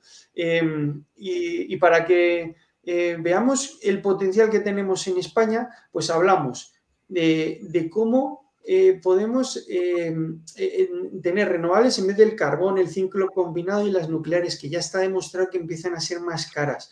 El cómo pueden sustituir a materias primas en temas de fertilizantes, de cómo ese amoníaco se puede generar a partir de la hidrólisis del agua y el nitrógeno del aire, que sería un proceso verde, limpio. Cómo en el transporte el hidrógeno, que se tiene que transportar muy frío, a menos 250 grados, podría, transformándolo en amoníaco, pues el tener que enfriarlo menos o presurizarlo menos, y sería más barato generarlo. El acero también se podría generar con hidrógeno. Hay muchas plantas de acero que van en esta línea. España tiene el doble de horas de sol que el resto de países de la Unión Europea. Tenemos una oportunidad histórica a nivel estratégico de plantearnos hacer un I+D fortísimo, de plantearnos el generar una industria de manufactura de plantas. Oye, si a lo mejor no se ve en España, no es posible en España, que yo creo que sí lo es, pero al menos negociar que quede dentro de la Unión Europea y que eso nos beneficie a todos, porque al final es una economía más de proximidad, se abaratirán costes, se generan relaciones más en el seno de la Unión Europea. Y cierro un poco mi intervención hablando de lo que hablábamos, ¿no? De, oye, hay que intervenir la energía. Este tipo de posturas de subvencionadoras a corto plazo, porque tienes una realidad complejísima que no puedes mantener tu ideal de a lo mejor, bueno, que fuera todo más liberal, que se equilibrara. Bueno, pues está demostrado. O sea, en España, fijaros que se ha establecido un máximo al precio del gas y se ha demostrado que ha funcionado. Eso ha sido positivo. También hay que saber decir lo que ha funcionado, aunque sea del gobierno actual y aunque no sea tu partido y aunque sea Sánchez, ¿qué le vamos a hacer? Oye, pues han acertado, hay que decirlo, no pasa nada, ¿vale? Y eso ha venido muy bien, Estamos teniendo un precio del gas que es la mitad que en el resto de Europa. Ahora en Europa se están planteando ponerle un tope, ¿vale? Entonces, ¿eso qué conllevaría? Pues también a ponerle un mínimo. Al empresario lo que no vale es ponerle máximos y que eso beneficia también al consumidor, pero no ponerle unos mínimos. ¿Qué pasa? Que cuando vienen mal dadas, vamos ahí al empresario que se las busque. No, eso yo creo que eso también habría que revisarlo, y si hablas con empresarios del sector de la energía, pues te lo dicen. Bueno, pues sí, está bien establecer a lo mejor un precio máximo, pero oye, hay que acordarse también del mínimo porque nos genera estabilidad a los empresarios. Y eso es lo que te dicen cuando hablas con ellos. Y bueno, pues lo voy a dejar ahí. Yo creo que he tocado un poco los puntos que identificaba que eran más importante mencionar. Creo de verdad que como país tenemos la doble oportunidad de ser punteros y líderes en energías renovables, con el impacto medioambiental tan positivo que podría tener, pero a la vez de generar una industria, un empleo en manufactura, en mantenimiento, en tecnología. O sea, es ahora mismo un tren que en 5 años, en 10 años, puede que pase. ¿Por qué? Porque al final será el país europeo que impone pues no, porque ahora son las nucleares de Francia, pero mañana serán las solares de Alemania y de a saber qué país, y no, que ya como lo tenemos montado en España, pues solo este poquito. Y eso es el miedo que tenemos en Por un Mundo Más Justo. Francisco. Bien, voy a empezar por la geopolítica, tal y como ha hecho el compañero. Creo que tenemos una gran oportunidad por delante y a mí me gusta decir que soy en este terreno optimista, pero moderadamente optimista, porque por desgracia los políticos que tenemos en este momento lo están poniendo muy difícil, el ser plenamente optimista. Entonces no le voy a halagar a Sánchez. Sánchez lo que ha hecho ha sido una medida dentro de un sistema que ya existe, que está dado, y ha acertado porque ha rizado el rizo. Porque dentro de lo que es la estructura energética que tenemos en Europa, pues la ha entendido y ha dado una solución de momento transitoria para intentar que junto con Portugal tengamos una solución ibérica, lo cual dice mucho de Portugal, porque Portugal es un país de referencia para España, excelente, un buen espejo donde mirarse. Hay que ver cómo está creciendo Portugal, qué bien que están haciendo las cosas allí. Y es nuestro país hermano. Y nos estamos olvidando de que ellos están sabiendo, como decías, optimizar más los recursos que aquí en España. Y si encima se lo ponemos fácil y nosotros nos encontramos con Macron, que es un liberal francés, que nos debería facilitar las cosas en lugar de estar oponiéndose. Pero claro, ya te digo, Alex, que Macron no es un problema, porque todo lo que haga Macron en contra de España lo está haciendo a favor de Putin. Dentro de esa geopolítica, Macron no puede resistir, no puede aguantar ese pulso. O somos coherentes con la situación que tenemos de guerra, o hay que decirle claramente a ese país que se está declarando abiertamente favorable a Putin. Porque no somos tontos. Lo que se ha descubierto es que Alemania se estaba favoreciendo de una doble posición. Estaba negociando con Rusia, en este caso el gasoducto, todo lo que son las cuestiones de petróleo, mientras estaba siendo motor de Europa. Estaba teniendo las dos economías. Si ahora eso se invierte y España tiene esa posición, bienvenido sea por España. Porque no tenemos la guerra más que al lado como la tienen ellos. Eso es un factor muy importante. El miedo. El miedo que están utilizando para no cambiar el sistema. El sistema debe cambiarse. La producción energética debe atender y debe responder a un plan nacional común, que sea autosuficiente, de no dependencia, y generar las sinergias suficientes para que las cuestiones energéticas españolas estén sustentadas en nuestros propios recursos. Yo recuerdo cuando nos decían en la universidad precisamente, no, es que España no tiene petróleo, España no tiene nada, y te quedabas, pero bueno, entonces ¿qué tenemos? ¿Un país de funcionarios y camareros? ¿Esa es nuestra fuerza productiva? No, es lo que ha dicho Samuel antes. Aquí viene un italiano, viene alguien de la Comunidad Económica Europea y dice, madre mía, qué potencial que tenéis, y no os dais cuenta lo importante que es el agua de vuestros ríos, lo importante que es el agua de vuestros mares, el sol que tenéis, cuestiones energéticas, que ya no es por ser tradicional y decir, no, es que en el sol está la solución. En España podría ser una de las soluciones, o por lo menos ayudar. Bien hecho, bien hecho. Pero, ¿por qué no hacer un sol artificial como se está haciendo en China? ¿Qué pasa con la inteligencia? ¿Es que aquí no tenemos inteligencia? ¿No habéis visto cómo, por ejemplo, las centrales nucleares son un objetivo militar? Que en un momento determinado y en el mundo en el que estamos en este momento y en el que se está convirtiendo todo, tener centrales nucleares puede ser un problema para la seguridad interna del país. Vamos a hacer soles debajo de tierra. Vamos a empezar a aplicar la inteligencia, combinada con la geoestrategia, combinada con la tecnología punta. Vamos a empezar a generar la autosuficiente energía que hay técnica suficiente en este mundo para empezar a hacer las cosas bien. Y a partir de ahí ya no piensas en puertas giratorias, en cuál es el cargo que tenía Aznar después de terminar de ser presidente, en cómo han recolocado a Felipe González, sino que estamos pensando en cómo los españoles no podemos pagar estas facturas. Porque yo recuerdo perfectamente que mis abuelos y mis padres han vivido con la luz eléctrica y el agua como si fueran simplemente una necesidad que estaba cubierta, para que nosotros, ahora, las nuevas generaciones, veamos esto como un lujo. Poner la luz no puede ser un lujo, ni para las empresas ni para las personas físicas. El agua tiene que ser de calidad en los grifos. El agua tiene que estar limpia en los torrentes. El agua tiene que tener o atender a un sistema de producción también hidrológica nacional, con buenas prácticas extractivas.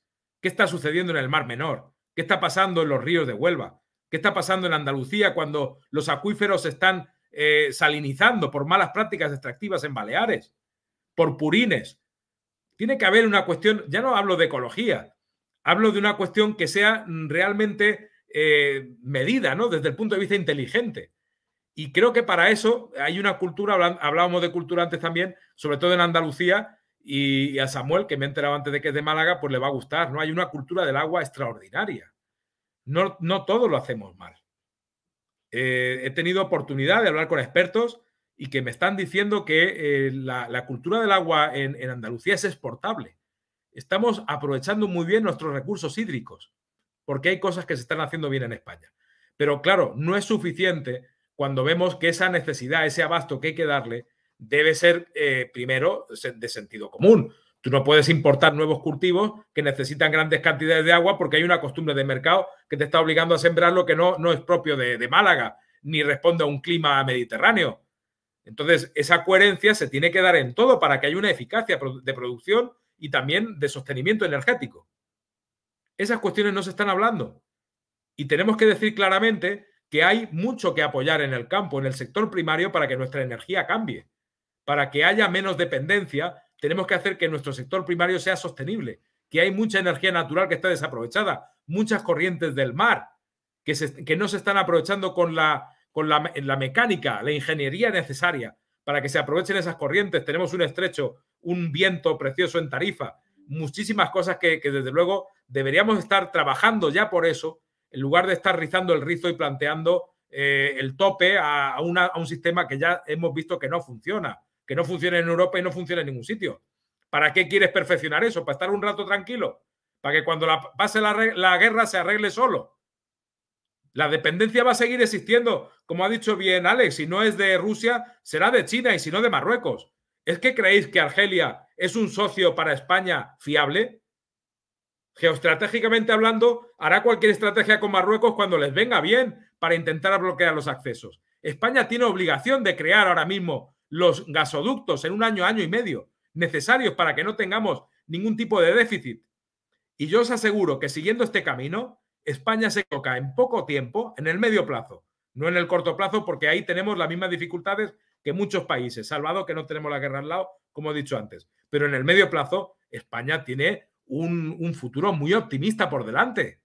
Pero hay que saber aprovecharlo, hay que plantarse en Europa, hay que volver a jugar de la necesidad virtud ese valor que tiene que tener España energéticamente hablando para hacerse valer como país. Ya no es el triunfo de Sánchez para que le reconozcan y le alaben. Hay que ver qué bien cuando aquí el Partido Popular decía que eso no funcionaba. No, ese no es el éxito.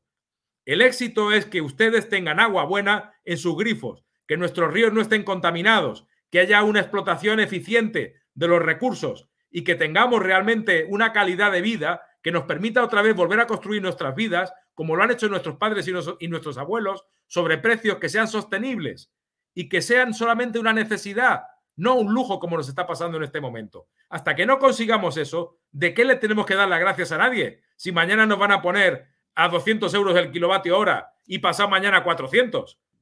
Esos picos, esas oscilaciones, eso que hace que una familia en un mes no pueda llegar a tener los ingresos previstos porque tiene unos costes, unos gastos enormes. Eso es lo que hay que controlar. Entonces estaremos diciendo que el problema está solucionado. Ahora mismo no hay nada solucionado. Lo que hay que hacer es mucho que trabajar para poder llegar a estos límites, ¿no? Que son los que realmente consideramos que serían eficaces, de eficacia.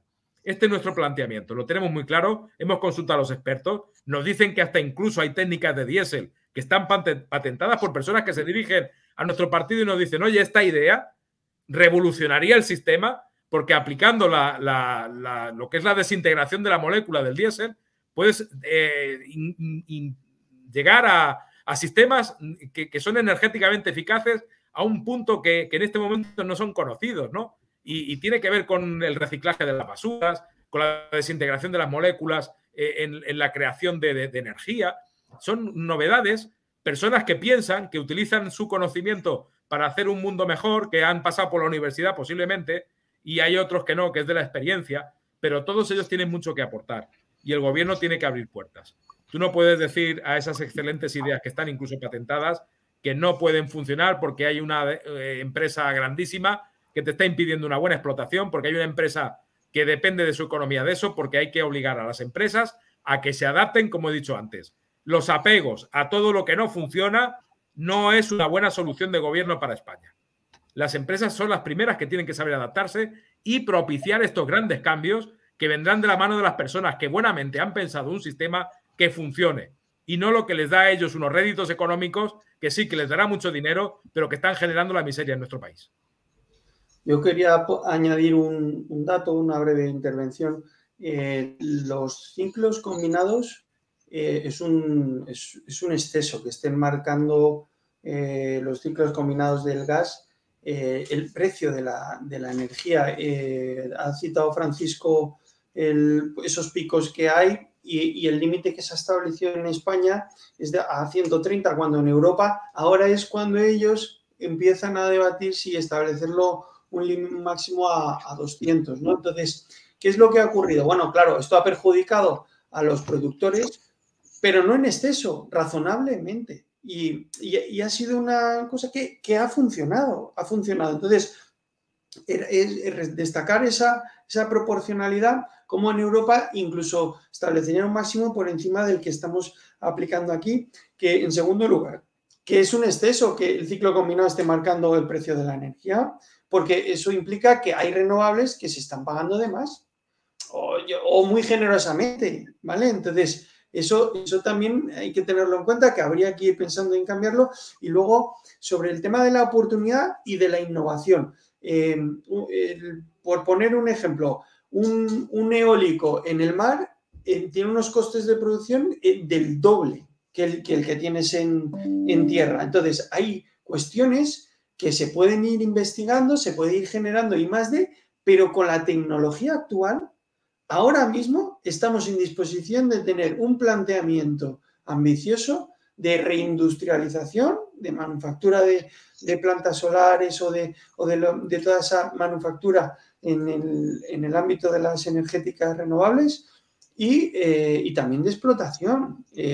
Y lo dejo ahí por dejarlo en el comienzo de todo este capítulo energético.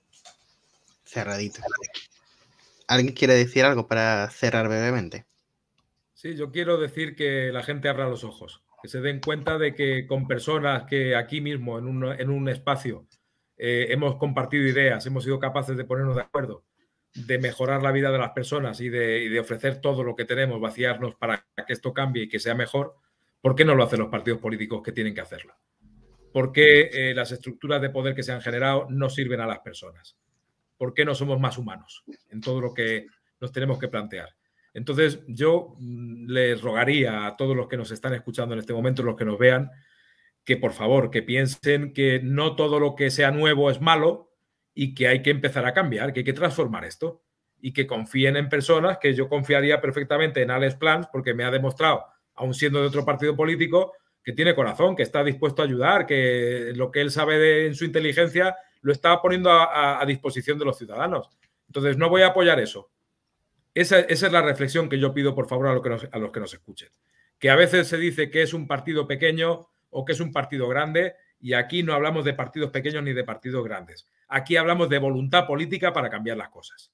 Y eso es lo que hace falta, y voluntad nos sobra. Totalmente de acuerdo. Alex, tu pues espacio. muchísimas gracias, Francisco. La verdad que yo he disfrutado muchísimo contigo, con Samuel. Creo que hemos tenido una tertulia de lo más edificante, que se agradecen estos espacios de respeto y de compartir ideas que también han sido diferentes. Y bueno, pues nosotros los de Por un Mundo Más Justo, que sabéis que llevamos ya 18 años, pues bueno, en las elecciones de 2019, en las generales, ya logramos presentarnos en las 52 circunscripciones con 40.000 firmas en solo 20 días, o sea, un récord, un esfuerzo tremendo de la militancia y algo de lo que nos sentimos muy orgullosos. Y también da un poco la idea de cómo, si eso ocurría en 2019, pues bueno, que es un partido, sí, de 18 años, todavía extraparlamentario, pero que estamos lanzados, y os invito a conocernos en porunmundomasjusto.es y será un placer hablar con quien quiera llamarnos, que nosotros cogemos el teléfono y llamamos a todos los que nos llamáis a la puerta. Gracias. Antes de terminar, una reflexión que se me ha ocurrido mediante, bueno, un ejercicio de reflexión que os quiero proponer, que se me ha ocurrido durante la tertulia. Mañana os levantáis y sois el presidente del gobierno, tenéis un partido detrás con 200 diputados, es decir, con mayoría absoluta, que puedo hacer lo que queráis. ¿Cuál es vuestra primera medida? Yo... bueno. La primera medida es la vivienda social. Bueno, vivienda social. Hay un derecho constitucional a que todos tengamos una vivienda digna y eso hay que cumplirlo. Y hay que ponerse a trabajar ya. Mañana, pues, presidente del gobierno con un equipo de mayoría absoluta detrás, vivienda social lo suficiente para que nadie esté sin una casa ni tengamos el mercado intervenido como lo tenemos ahora mismo. Te viene por los fondos buitre, imagino. Claro, fondos buitre, especuladores, cuestiones que no son liberales. Es decir, una cosa he dicho al principio que es ser liberal y otra es ser neoliberal. El capitalismo nos gusta, pero que no sea salvaje. Y ahora mismo lo que tenemos es instalado el salvajismo de tal manera que se nos engaña diciendo que la casa es tuya, pero es del banco. Y eso son prácticas que se están descubriendo cada vez más malas, ¿no? Malas prácticas de la banca, y eso hace que en este momento haya poca calidad de vida en España. Y creo que los españoles nos merecemos que nos devuelvan un poquito de ese sufrimiento que hemos tenido los últimos 15 años. Alex, primera medida. Bueno, pues yo lo primero que haríamos seguramente sería un Real Decreto en el que se aprobaría una regularización extraordinaria de personas migrantes. Hay 500.000 personas viviendo entre nosotros en situación administrativa irregular, escondiéndose de la policía, trabajando de manera, pues, sufriendo abusos porque no pueden firmar un contrato laboral y de paso cotizarían, pagarían impuestos como todos. Sanearíamos bastante las cuentas con ese medio millón de personas a razón de 3.000 euros al año por cada una de ellas. Y lo segundo que haría sería intervendríamos en la herida política, en regeneración democrática, transparencia, mecanismos de transparencia en tiempo real, utilizando tecnología en toda la administración pública y también generando un clima de diálogo, de respeto y de información, porque estamos polarizados, porque estamos segmentadamente informados. No es que nos mientan, es que nos dicen solo una verdad. Y la vida tiene muchas verdades y hay que conciliarlas y hay que dialogar con el diferente sin gritar y aceptando. O sea, las burradas que leemos en las redes sociales son por eso, porque son gente que lleva años sin escuchar una idea diferente. Bueno, Alex, para no terminar discutiendo, para que sea redonda la tertulia, ¿tú aceptarías regularizar a esas 500.000 personas inmigrantes a cambio de cerrar fronteras y que solamente entraran a partir de ese momento los que tengan una documentación legal en España y si no, no entran? Te voy a responder que sí a eso, pero explicándote por qué. Porque para mí cerrar fronteras ya están cerradas, son héroes los que consiguen cruzarla y lo que sería abrirlas en buenas condiciones, como tú estás planteando, sería que las embajadas pudieran hacer como así tienen reconocido. Lo que pasa es que no se ha desarrollado el reglamento que lo habilite, es el tipo de visados en ventanilla en el país de origen, de modo que tú regulas la migración en el país de origen, que es, los de Vox nos fríen en redes sociales con estos de comentarios, oh, porque los españoles íbamos con permiso. Y digo, bueno, primero, no es así, no es cierto, y segundo, es posible, pero Europa no quiere, y tenemos las embajadas de todos los países de Europa, en África, en Hispanoamérica, en diferentes países, que no están habilitando la posibilidad de que un potencial migrante se quede esperando en su país porque sabe que a lo mejor es cuestión de 2 años que ya le aprueben el tener la oportunidad de emigrar y de buscar un empleo, de encontrarlo. Y ese es el drama que vimos. La gente se juega la vida y la pierde en esa migración irregular. Bien, decirte que la corresponsabilidad al 50% de los estados, tanto el emisor como el receptor, es la norma.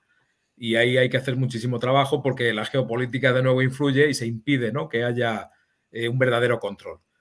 Si tú estás de acuerdo con el control de las fronteras una vez que hayamos regularizado los que están aquí dentro, que se merecen esa oportunidad, porque humanamente todo el mundo que haya emigrado lo ha hecho por algo. Yo solamente decirte que el problema que tenemos aquí en Baleares, por ejemplo, y creo que en toda la costa de Andalucía, son las pateras. Y que los puertos y aeropuertos son coladeros de la inmigración ilegal. Porque hay un sistema de cartas de invitación, cuestiones que son ya más legalistas, ¿no?, pero que se están utilizando para entrar a muchísima más gente de la que nos creemos. Si eso tú me ayudas a que no pase, yo te regularizo a ti los 500.000 que tú quieres. No hay ningún problema. Estamos enfrente de un pacto de gobierno.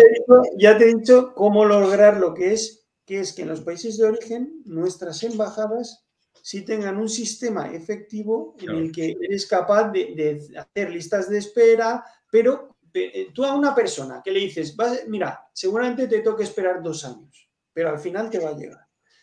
Y le planteas eso, o jugarse la vida y va a esperar 2 años. Si es que nosotros hablamos con cientos de migrantes y tenemos relación con mogollón de asociaciones que trabajan día a día con ellos, y es que ellos mismos te dicen que para ellos ha sido dramático separarse de su hogar, de su familia, y que ojalá hubieran podido migrar con un permiso, aunque hubieran tenido que esperar años. Pero si luego llegan aquí y están malviviendo y vendiendo cualquier cosa para ganarse la vida, y dicen que tienen que tener arraigo 3 años, pero la media, hasta que consiguen el permiso, son 8 años. 8 años en España. Y muchos acaban mal, claro, porque ¿a quién soporta psicológicamente eso? Esa es la historia, esa es la contrahistoria de la migración. Pues es que en el tema humanitario estamos de acuerdo. El humanismo nos obliga a esa reflexión que tú acabas de hacer y compartirla. Pero luego también el sentido común te dice que los recursos son limitados, que en esta espiral en la que estamos no vamos a dar abasto para poder sostener ni a los nuestros ni a los que tengan que venir, y eso hace que haya que imponer medidas de control para que lo que no se puede hacer, pues no se haga. ¿Cómo cerramos las ollas a presión? Las cerramos bien, ¿eh? A cal y canto. ¿Pero qué tiene a cal y canto? Las ollas de presión... vale, las ollas de presión, claro, sí. Una olla a presión. ¿Y qué tienen todas? Si no quieres morir, ¿qué tienen todas? Un pitorrillo que te hace una válvula de escape y te dice de manera ordenada, te va aliviando la presión.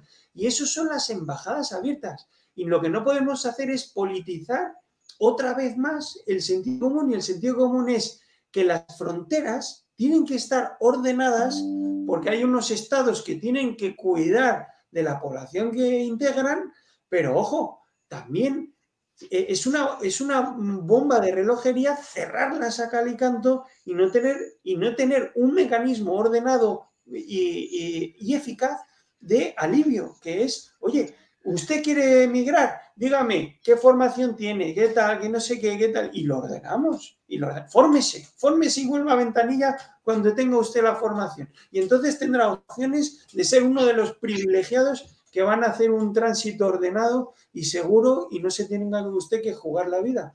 Y bueno, y si progresivamente, antes hablábamos a largo plazo, pero nosotros en Por un Mundo Justo a cortísimo plazo admitimos ese tipo de fronteras, pero a larguísimo plazo tenemos una visión que uno de los factores que desequilibra el mundo es el tránsito de finanzas a golpe de clic de ratón en un segundo, tránsito de bienes de consumo y materias primas, pues a lo mejor en un barco de una punta a otra del mundo tardas 2 semanas a lo sumo, ahí el que más tarde, pero ojo, las personas no pueden transitar libremente.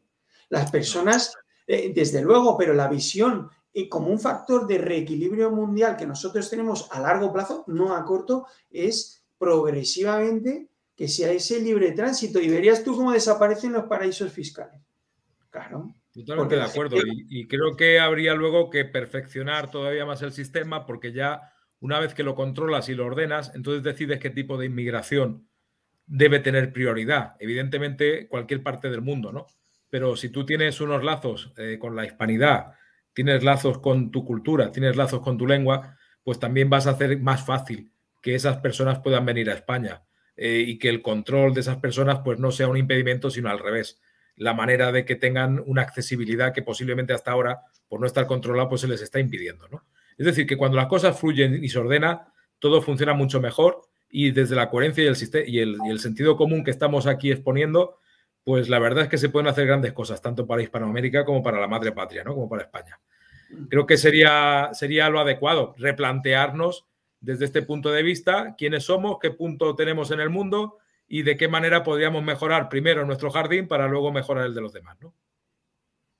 Vamos a ir cerrando porque estamos a punto de llegar a las 2 horas. Al final os veo en alguna circunscripción en la papeleta conjunta, ¿eh? Yo lo sigo viendo. Candidatura en coalición. Nosotros dejamos este cara a cara. Francisco, Alex, gracias por veniros. Os invitaremos a otro cara a cara, a otros debates más adelante. Dentro de un ratito empezamos nuestro Ágora en el canal Independiente y volveremos a hacer este cara a cara con otros partidos más adelante y tal. Próximamente se está ya preparando. Así que gracias por estar aquí. Gracias a Francisco, gracias a Alex por venir. Y nosotros seguimos con más contenidos en el canal Independiente. Gracias por estar aquí y hasta la próxima. Un placer enorme. Gracias.